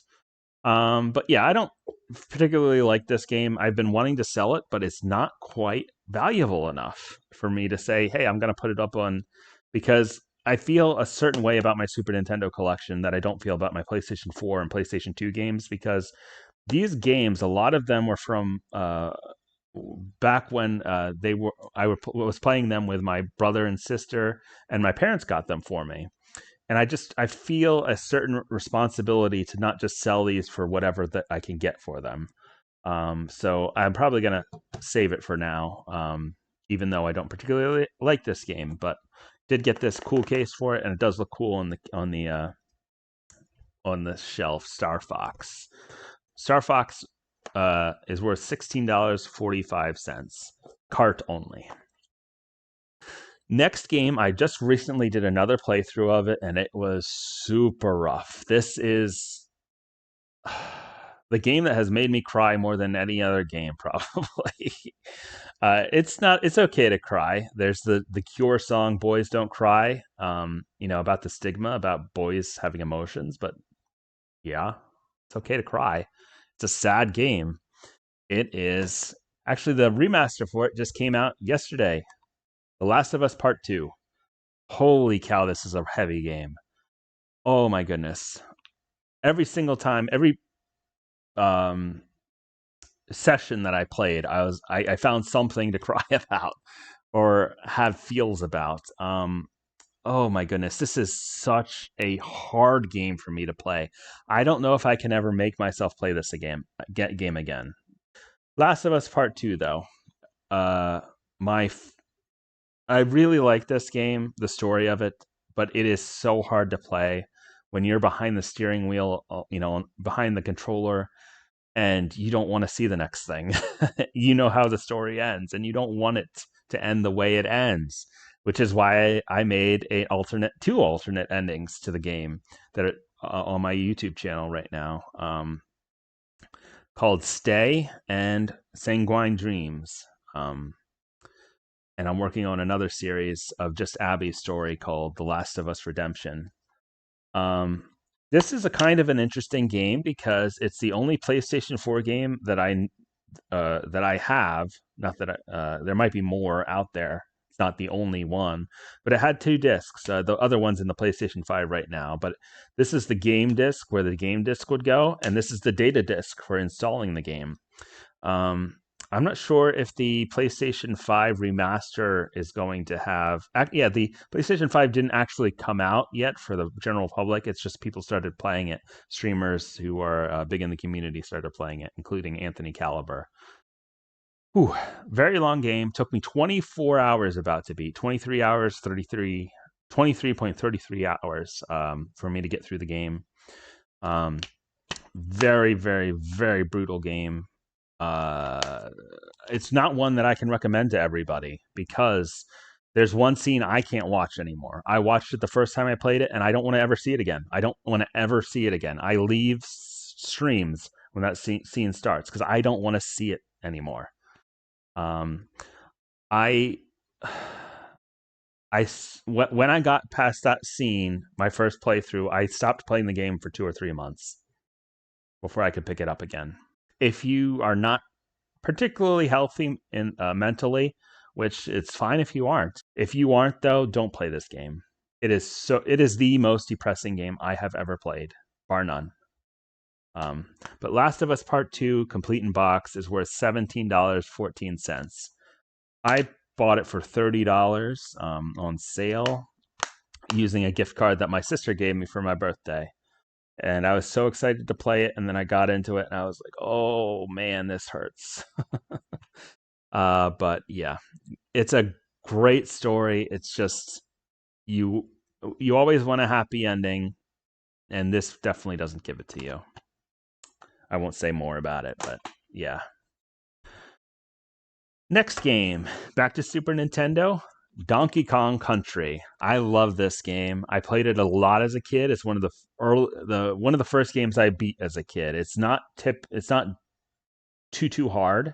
Some of the levels are pretty difficult, but once you know what's coming up, you can kind of plan and figure it out. The mine carts. There's some minecart levels that are pretty difficult, but I really like this game.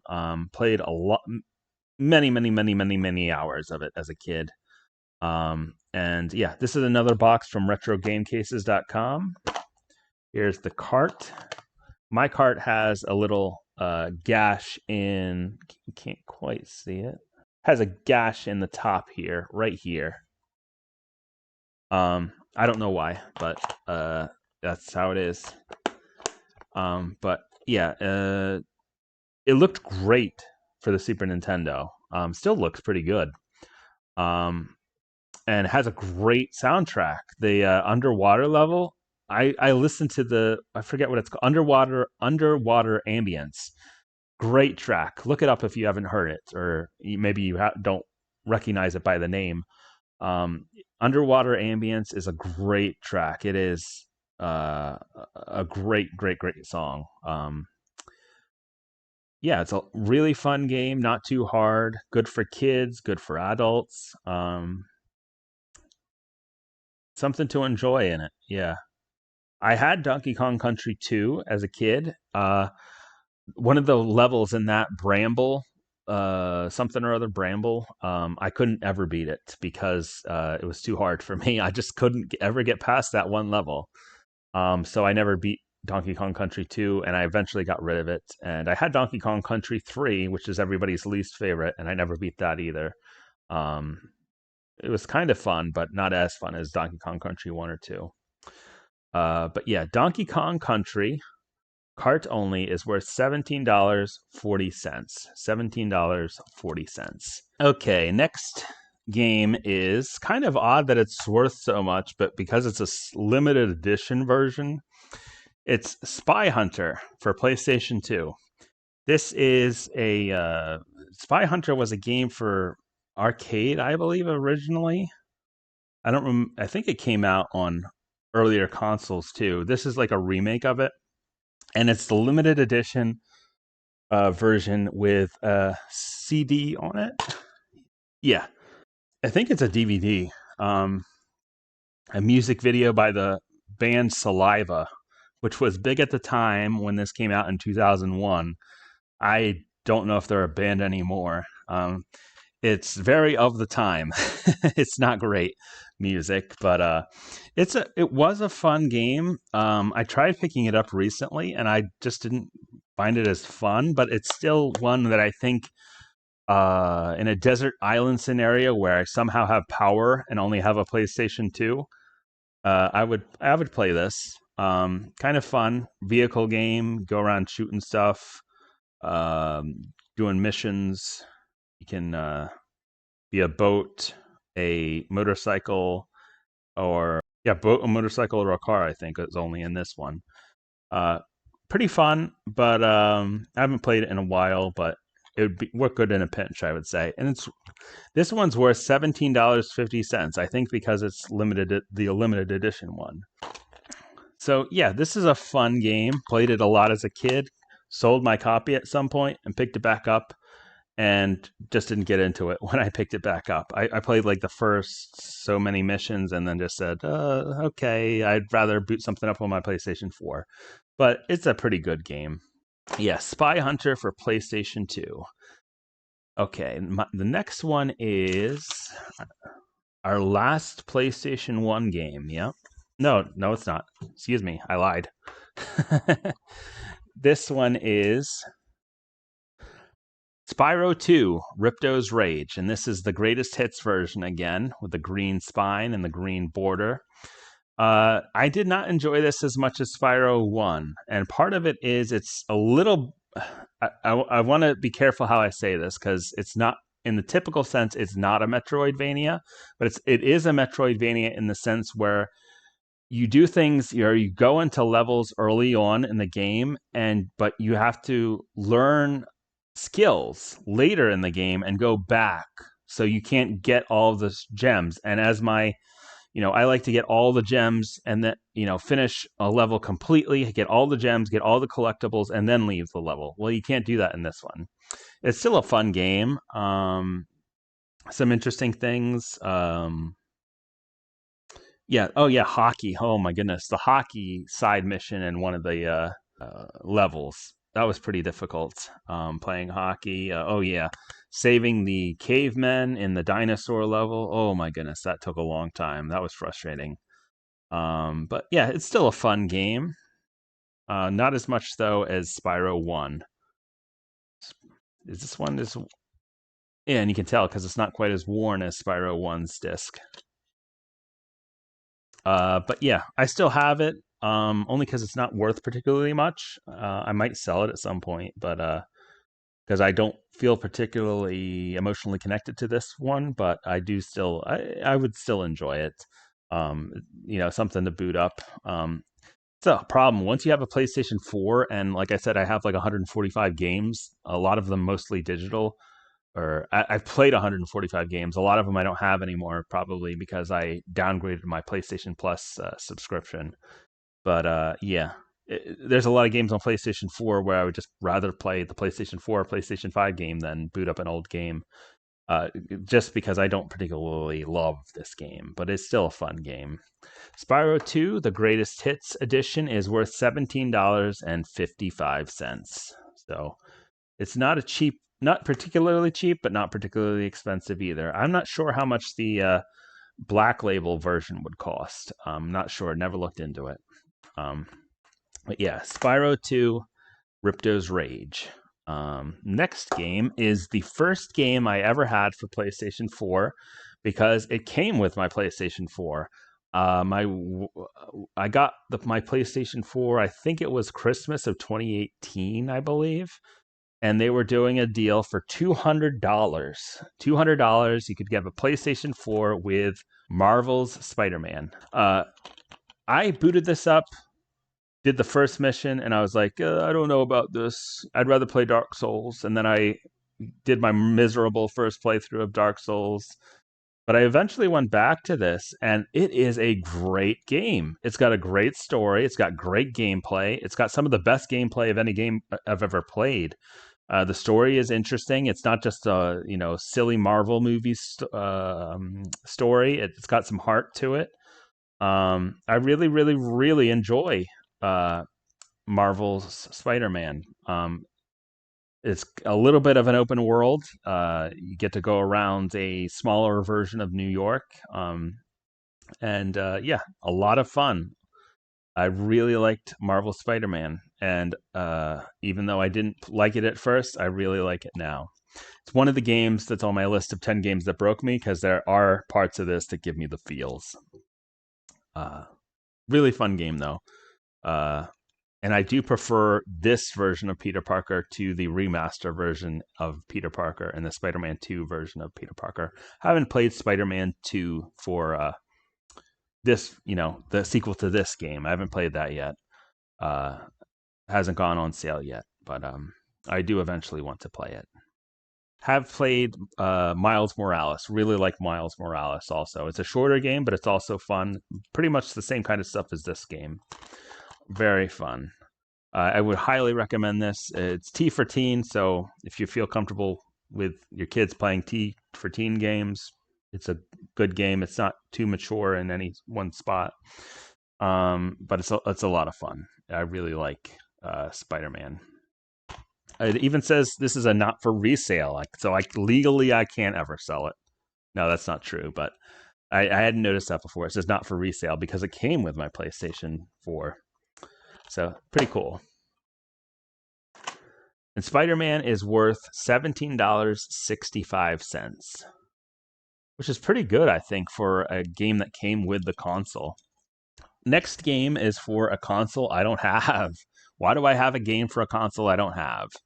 Because I don't know where it is. I think it's at my dad's house somewhere. I looked for it at Thanksgiving. I looked for it at Christmas. I think I've looked for it another time.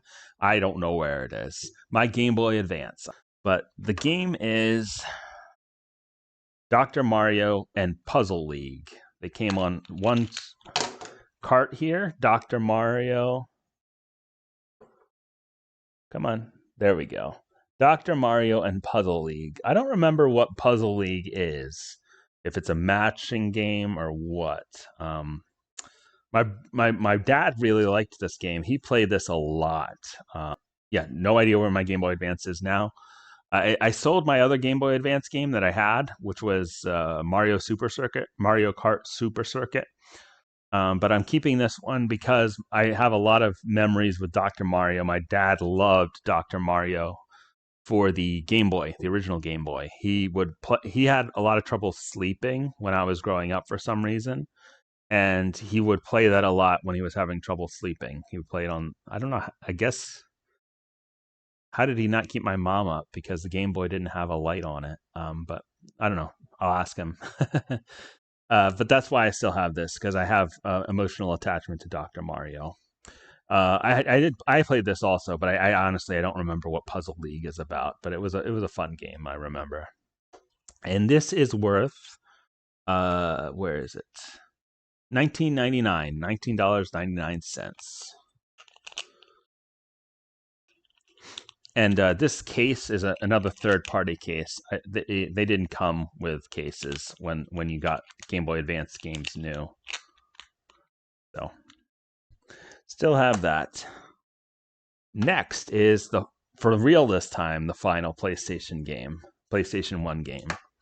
And it is one we've seen before, Spyro the Dragon, but this time it is Black Label. That pretty black label, the original label. I wanted this I've wanted a Black Label Spyro for a long time. It's a prettier aesthetic. It's got the cover art's the same, other than this would be green on the Greatest Hits version. The spine is black here, other spine black. This case is cracked. I knew that. I bought it from eBay. They took pictures. That's okay. It'd be nice to have one that isn't cracked, but that's okay. It's not the game itself. This is why I really, really wanted a Black Label Spyro, though. Look at that pretty disc. Look at the cover art on that disc. It looks so cool. So cool. I love this disc.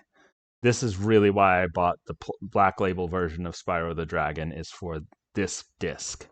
And it's also helpful for me to have a separate disc for Spyro the Dragon, because this one is less worn out than the one I have. But yeah, I love this game again. And yeah, I only have 2 copies of it, unlike Red Faction, but I really like this. I might sell my Greatest Hits copy at some point, but I'm glad to have a Black Label copy.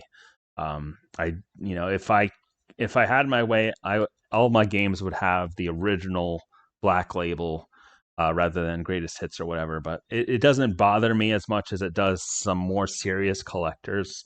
But I do like the Black Label. It looks really nice.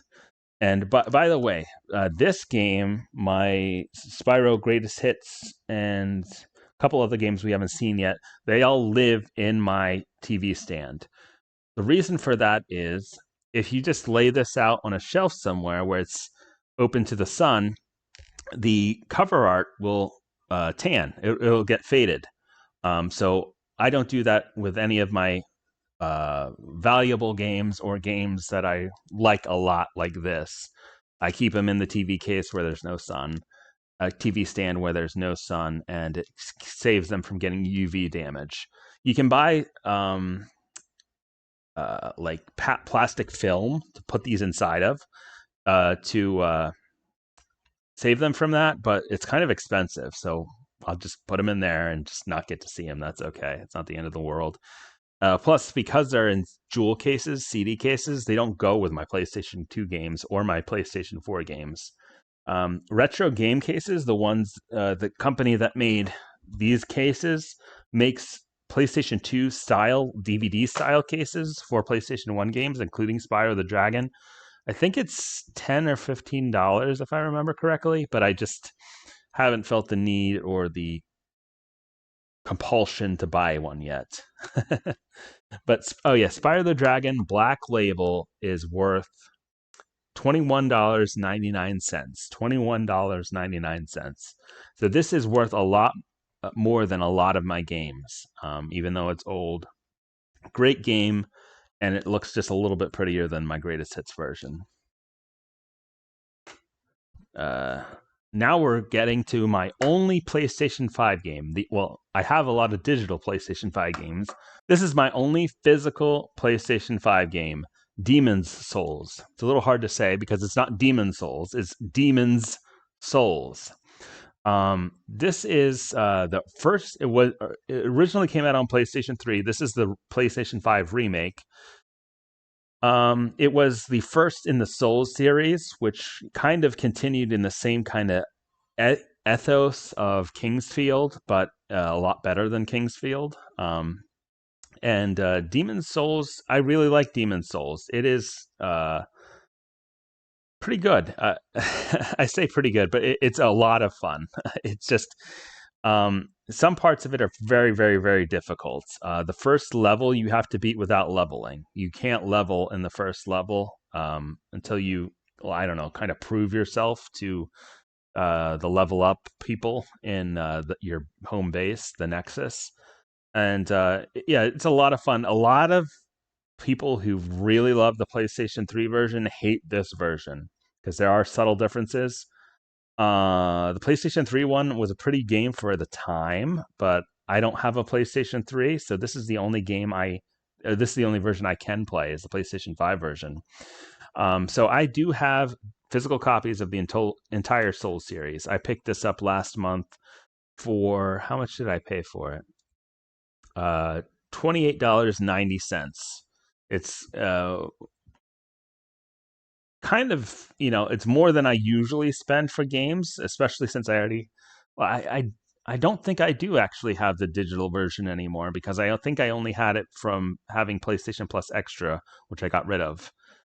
So it's good to have this, and it's cool to have it. It's my only PlayStation 5, which, if you notice, the top here is white, whereas, do I have any?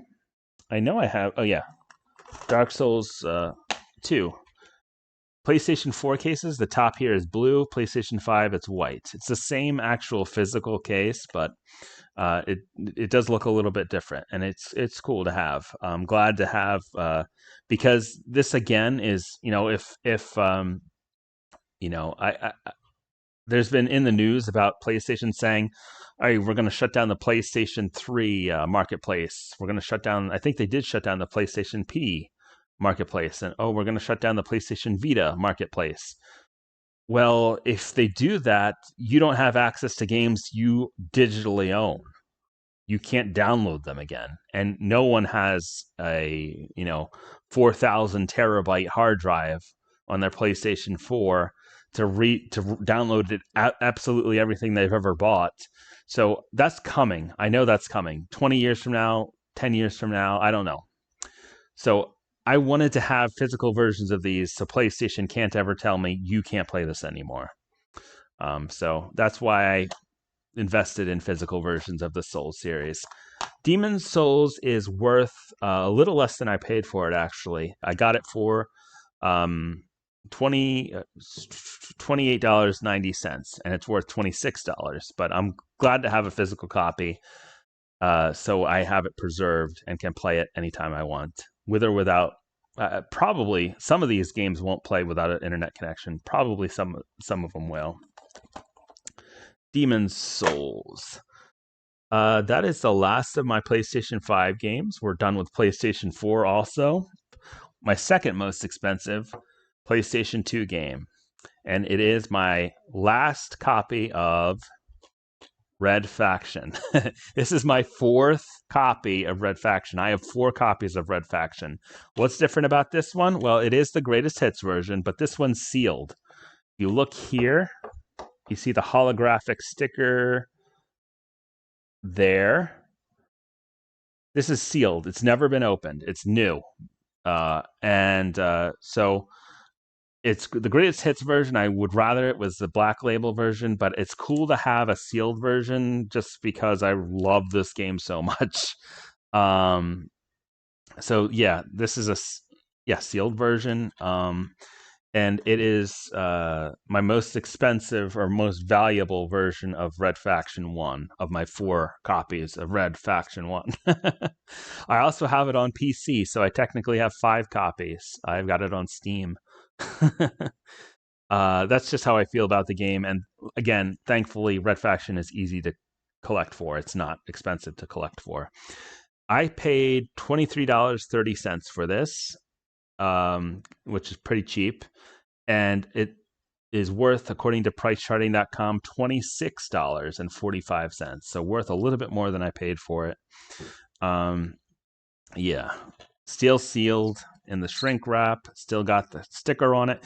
If you are trying to buy a brand new PlayStation 2 game on eBay or whatever, if it doesn't have this sticker here, you see it has the PlayStation logo here, it has the name of the game here, and most of the ones I've seen has this holographic sticker which has the PlayStation logo in it. If it doesn't have this, it might not be new because some people are dishonest and they will shrink wrap a game and say it's new when it's not new. If it doesn't have this seal, it might not be new. So just be careful. I've seen some people on eBay just don't know what they're selling. Some people are trying to get one over on people. But yeah, my final copy of Red Faction. This one lives in my TV stand, and it might be my final copy I ever buy. I have been bidding on PlayStation 4 limited run games copies of Red Faction 1 for PlayStation 4, but it's worth too much for me at this point. It's still selling for like $50, $60, and I'm not paying that much for something I already have so many copies of. I just can't Can't justify that in my head. Red Faction 1, sealed. Next game is Super Mario World with the manual. A lot of people don't have the manual anymore. You can sell. I did a video of me paging through these, but yeah, it's been paged through a lot. It's pretty beat up, but I have it, and that makes it worth a little bit more. Super Mario World. I think this might have come with my Super Nintendo. I think this was one game that came with Super Nintendos. Ooh, I haven't cleaned this one yet. It's got gunk on the right there.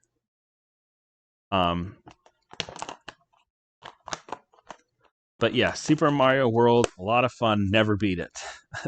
Bowser at the end I just could never figure out how to beat Bowser at the end. And I probably could boot it up and try it now, but I just can't be bothered. I don't find Mario games that entertaining anymore. And again, that's a character flaw I feel for myself. That a lot of old games I just can't get into them anymore. But I did love this game as a kid. Thought it was cool as a kid. It looked pretty as a kid. But there's just so many better games that I'd rather play on PlayStation 4. So this is one that I would sell, but right now it's worth $27.07. And I just feel like maybe if I wait longer, maybe even another 10, 20 years, it might be worth more. Because I plan on, when I sell my Super Nintendo collection, giving, divvying up the money between me, or possibly just giving it to my dad, because he's the one who actually bought these things. But yeah, I'm not going to keep the money myself, and I feel a responsibility to get the best price I can for these. But Super Mario World was really pretty. Was fun at the time. Not fun anymore, at least not to me. Nintendo people can roast me in the comments for that. I don't find it that much fun anymore. Unfortunately, I wish I did. Oh yeah, Super Mario World, $27.07 if you have the manual. If you don't have the manual, it's worth slightly less. This one, even though it's the same type of thing, Super Mario All-Stars. This game came with Super Mario 1, Super Mario Lost Levels, which was Super Mario 2 in Japan, Super Mario 2 USA, or just Super Mario 2, the Super Mario 2 that we got, and Super Mario 3. Super Mario 3 is a really, really, really good game. Super Mario 2 I really liked as a kid too, but Super Mario 3 is the one I think I appreciate the most out of any Super Mario game, and I do have the manual for this also. Super Mario 3 is one game, we were talking about it recently in Majin Sweets chat, and watching a video of someone reviewing Super Mario 3 for the Famicom, actually. And yeah, it is a great game. Maybe one of the best platformers of that generation. It's a lot of fun. It's very challenging at some points, I think. But I really like Super Mario 3. It's a great game.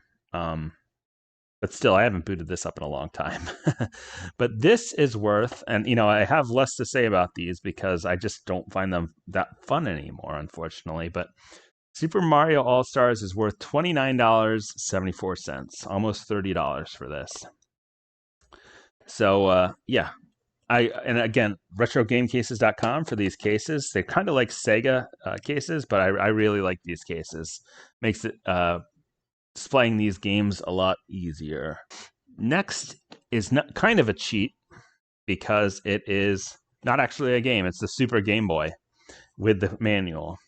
Super Game Boy made it so you could plug your Game Boy games into your Super Nintendo. And that was pretty cool because it would make them in color.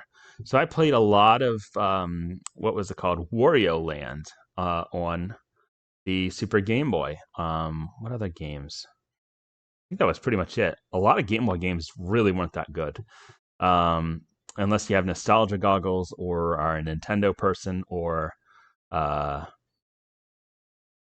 There were certain ones that were good, and Wario Land I think was a lot of fun. I really loved that game. Wish I could find it. Another game I looked for at Thanksgiving and Christmas, and I have no idea where it is. No idea where it went. But yeah, Super Game Boy. Uh, and yeah, Retro Game Cases makes a special case for this because the Super Game Boy is a bigger cartridge than a regular game. But this has a special case for it, but it doesn't fit with a dust cover on. You have to have the dust cover off to fit it inside these retro game case boxes. Yeah, so not really a game, but cool thing, and it's worth more than all of my Super Nintendo games except for one, which we will see later soon. With the manual. The manual doesn't really say much, but it's worth slightly more if you have the manual. $32.85, according to PriceCharting.com. Okay, next is we're getting into consoles. So that was $32.85. We're jumping up now to $90 for. Here's my Super Nintendo, my original Super Nintendo. You can tell it's original due to the patina of the yellowing. I thought about retrobiting it. I even thought about painting it, which would be sacrilege to some Nintendo people. But I just can't be bothered. And I was watching somebody who said, this is like a badge of honor to have a yellowed Super Nintendo. So I think I'll just probably keep it. It really needs to be cleaned. My goodness, all the gunk near these buttons. Oh my goodness. Yeah, I'm embarrassed to even show it. But yes, the Super Nintendo is worth $90 now. I don't remember how much they used to be. Oh, thanks. It looks so cool. Have you? This was the original one that we got as kids in the early '90s. Yeah, must have been the early '90s, not the late '80s. I don't remember when this came out. What's the year on here? Is there a year on here? Not that I see. But yeah, it has the yellowing, which doesn't look great. Would have been good if Nintendo used a different type of plastic that didn't do this, but whatever. It is what it is. It does. I have a connector where it connects via what's it called, RCA cable. So it does connect via the yellow, red, white cable, which we call RCA in the United States. I don't know if they call it something else elsewhere. It also connects. This is the thing that it connected via a thing where you would like connect it to the antenna of what the old box TVs that had antenna connections. I used to have to do that. Channel 3 or channel 4. I don't know why that was maybe because like VCRs being on the other channel, and there's the where you put the power plug in. Yeah, I had this for a long time. I went straight from this to the PlayStation 2. I asked my parents for one Christmas, hey, can I get a Nintendo 64? And this was after the GameCube had already come out. This was after the PlayStation 2 had come out. I didn't know they stopped selling Nintendo 64s in stores. But I really wanted one because I had played GoldenEye and I loved GoldenEye. So we went to Target. I remember it very vividly. We went to Target and we were looking in the section that had the consoles, and I was like, "Oh, they don't have Nintendo 64s anymore. I guess we're gonna have to go someplace else." And my parents were like, "How about we buy you a PlayStation 2?"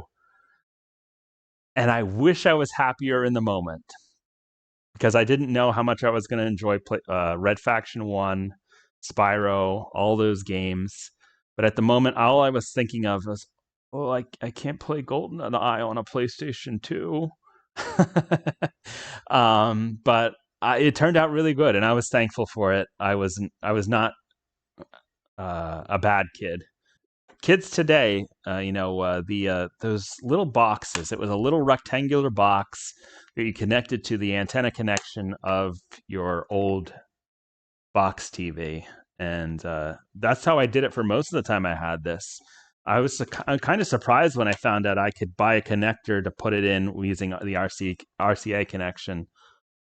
This also has the connector I have, at least, also outputs to S-Video, but I don't have any TVs that take S-Video anymore.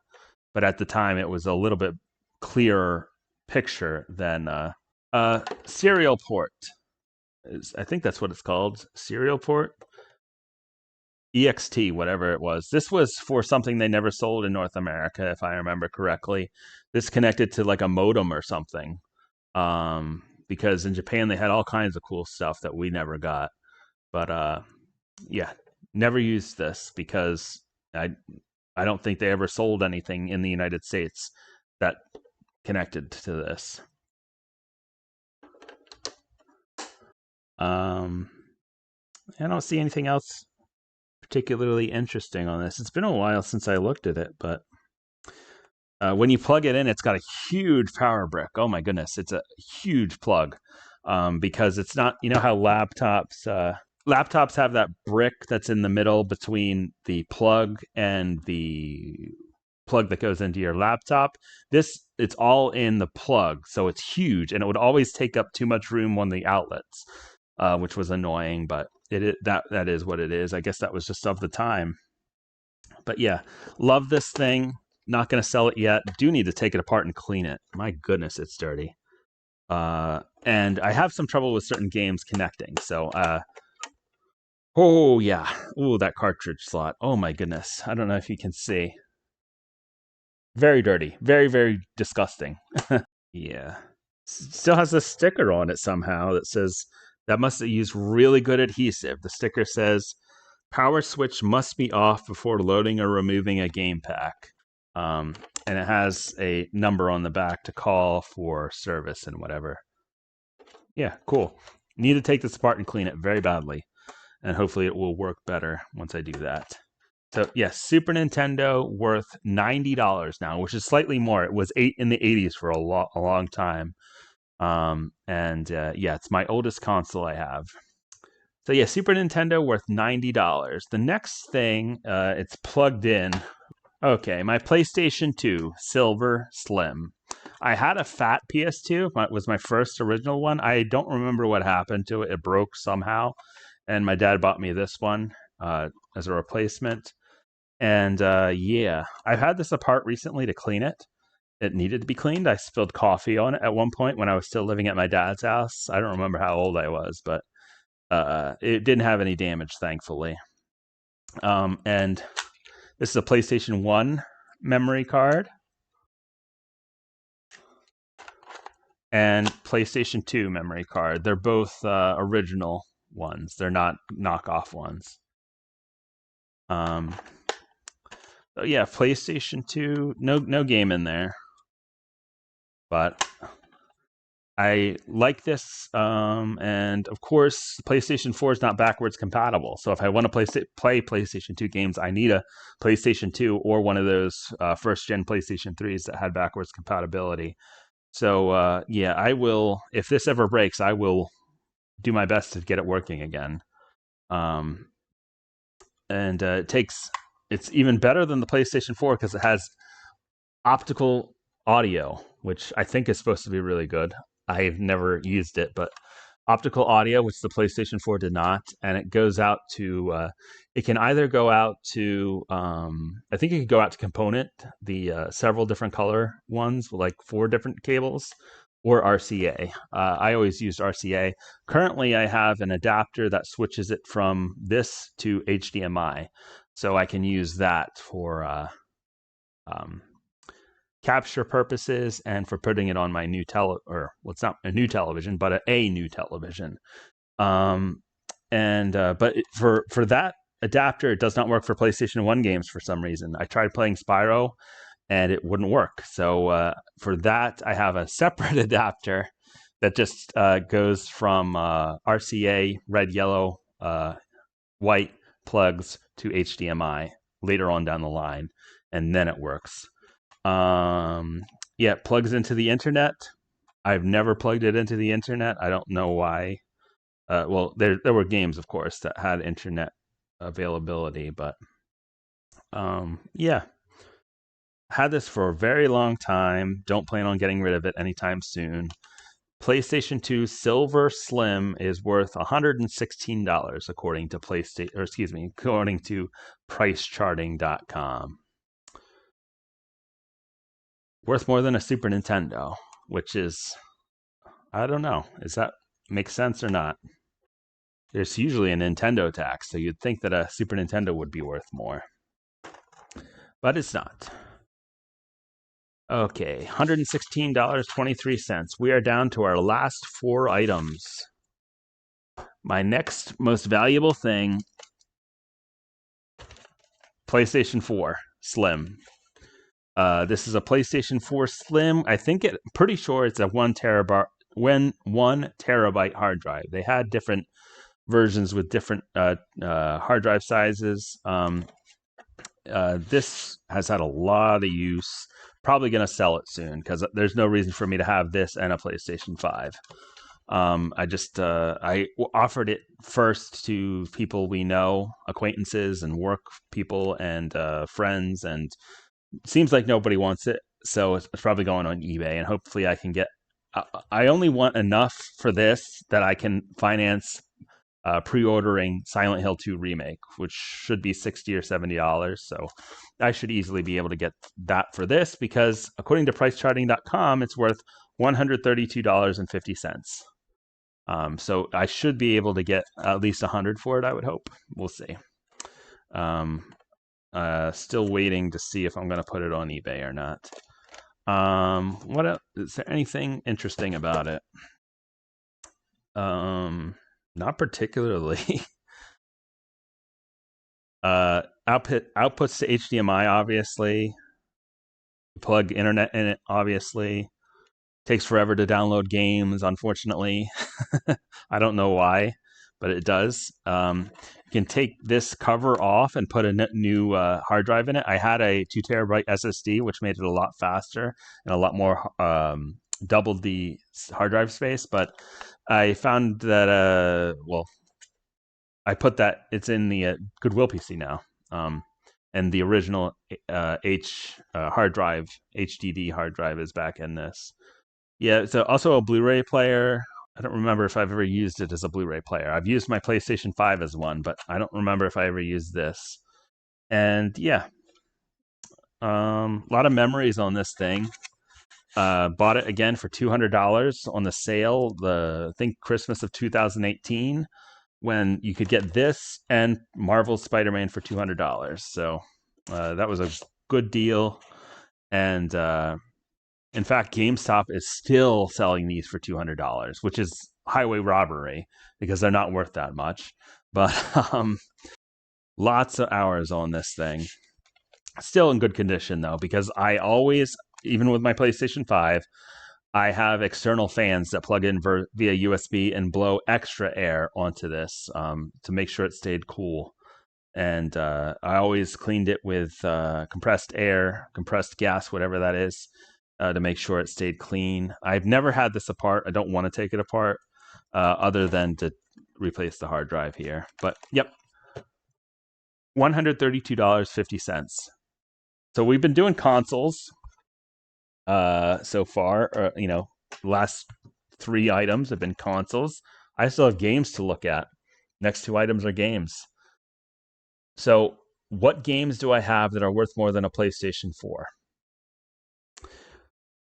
Here we go. Silent Hill 2 for PlayStation 2. The best story of any video game I've ever played.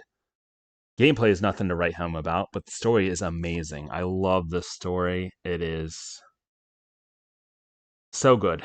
I love the story. So I played this once, only once, to be totally honest. I got the wrong ending, a different ending than I wanted, because there's so many tiny little different things you got to do to get the ending that you want. And I healed too much, apparently, to get the ending I wanted. So I got it's still a okay ending. I didn't get a bad ending, but I didn't get the one I wanted. creepy, creepy, creepy game. Even though I play PlayStation 4 games, this is still scary to me. It's one of the few games that actually scares me. There's parts of the game where you're running around in pretty much complete darkness, and there's enemies all around you. You can hear them. The sound design in Silent Hill 2 is amazing. Probably the best sound design out of any game I've ever played. Best story out of any game I've ever played. Gameplay, again, nothing to write home about.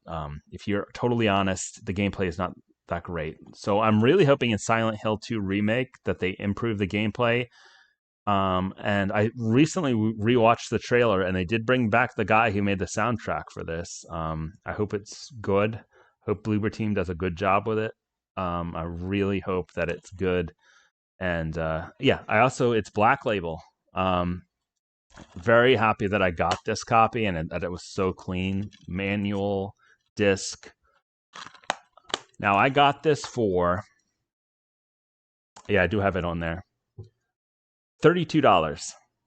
Back before this gaming prices really blew up and Silent Hill 2 prices really blew up, I bought this on Amazon for $32. And I was incredibly lucky to get such a pristine copy. There's I think a little bit of UV damage on the cover art, especially on the back. But pristine copy, Black Label copy for $32 on Amazon, sight unseen, because when you buy games on Amazon, you don't know what you're going to get if you're buying a used one. Oh my goodness. I was so happy when I got this. And as I watched the prices go up and up and up and up and up and up, this is worth, according to pricecharting.com, $140.20. This is worth more than a PlayStation 4. Now that might change if the Silent Hill 2 remake comes out and is good. And that's fine, because I love this game so much. I'm so happy to have a physical copy of it. I'm so happy I got it before the prices exploded on this. If you ever look around for Silent Hill 2 copies, if you try to get a brand new one, oh my goodness, extremely expensive. If you're trying to get Silent Hill 3 also, Silent Hill 1, Silent Hill 4, all of the Silent Hill games except for the PlayStation 3 ones that nobody liked or didn't like as much are extremely expensive. So this is the only Silent Hill game I have, but I am so happy to have it. This is one that lives in my TV stand because I don't want any more UV damage to it. This is my baby.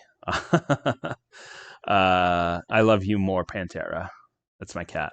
But I'm really happy to have this copy. One of my favorite physical games that I have, not just because it's so valuable, but because I have so many memories of this.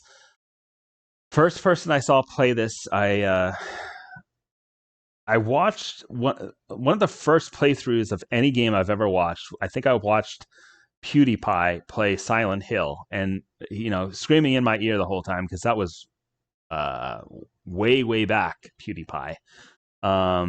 But I eventually watched someone who I won't mention because he did something that got him canceled. I don't honestly know why. I don't care to look it up. I just know that he apparently did some bad stuff. But I watched it and I figured out the story with him. He found out at the end what was really happening, and I was like, no, really? And it's such a amazing experience to watch that playthrough and figure it out as he figured it out, what was really going on. And oh my goodness, I love this story. I am so glad that at the end of Silent Hill Revelations, is that what it's called? Yeah.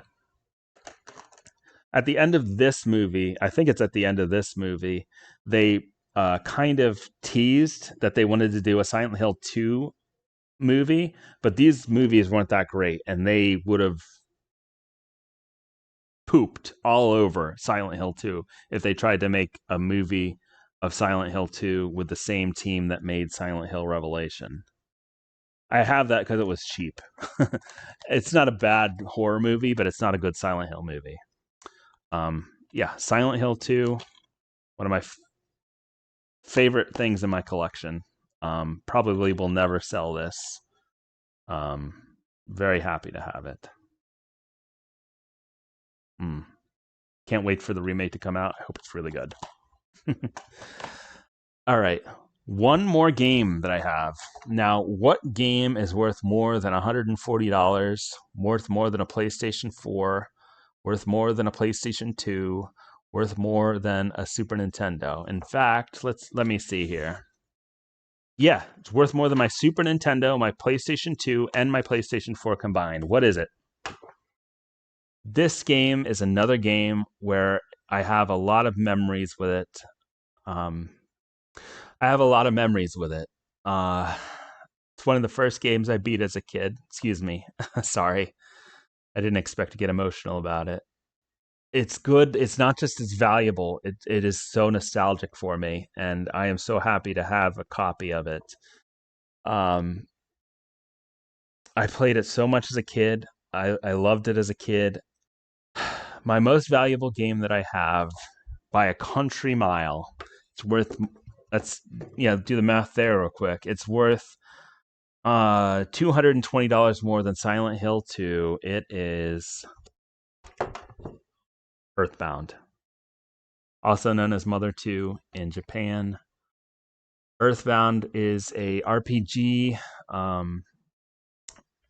that a lot of people have a lot of great memories about.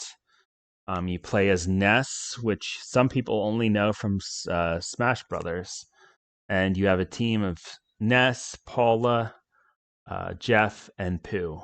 You can name these people whoever you want, but such a great game, such a good value of a game. It's a long game. It's a fun game. There's so much to do. According to PriceCharting.com, Earthbound cart only is worth $359.70.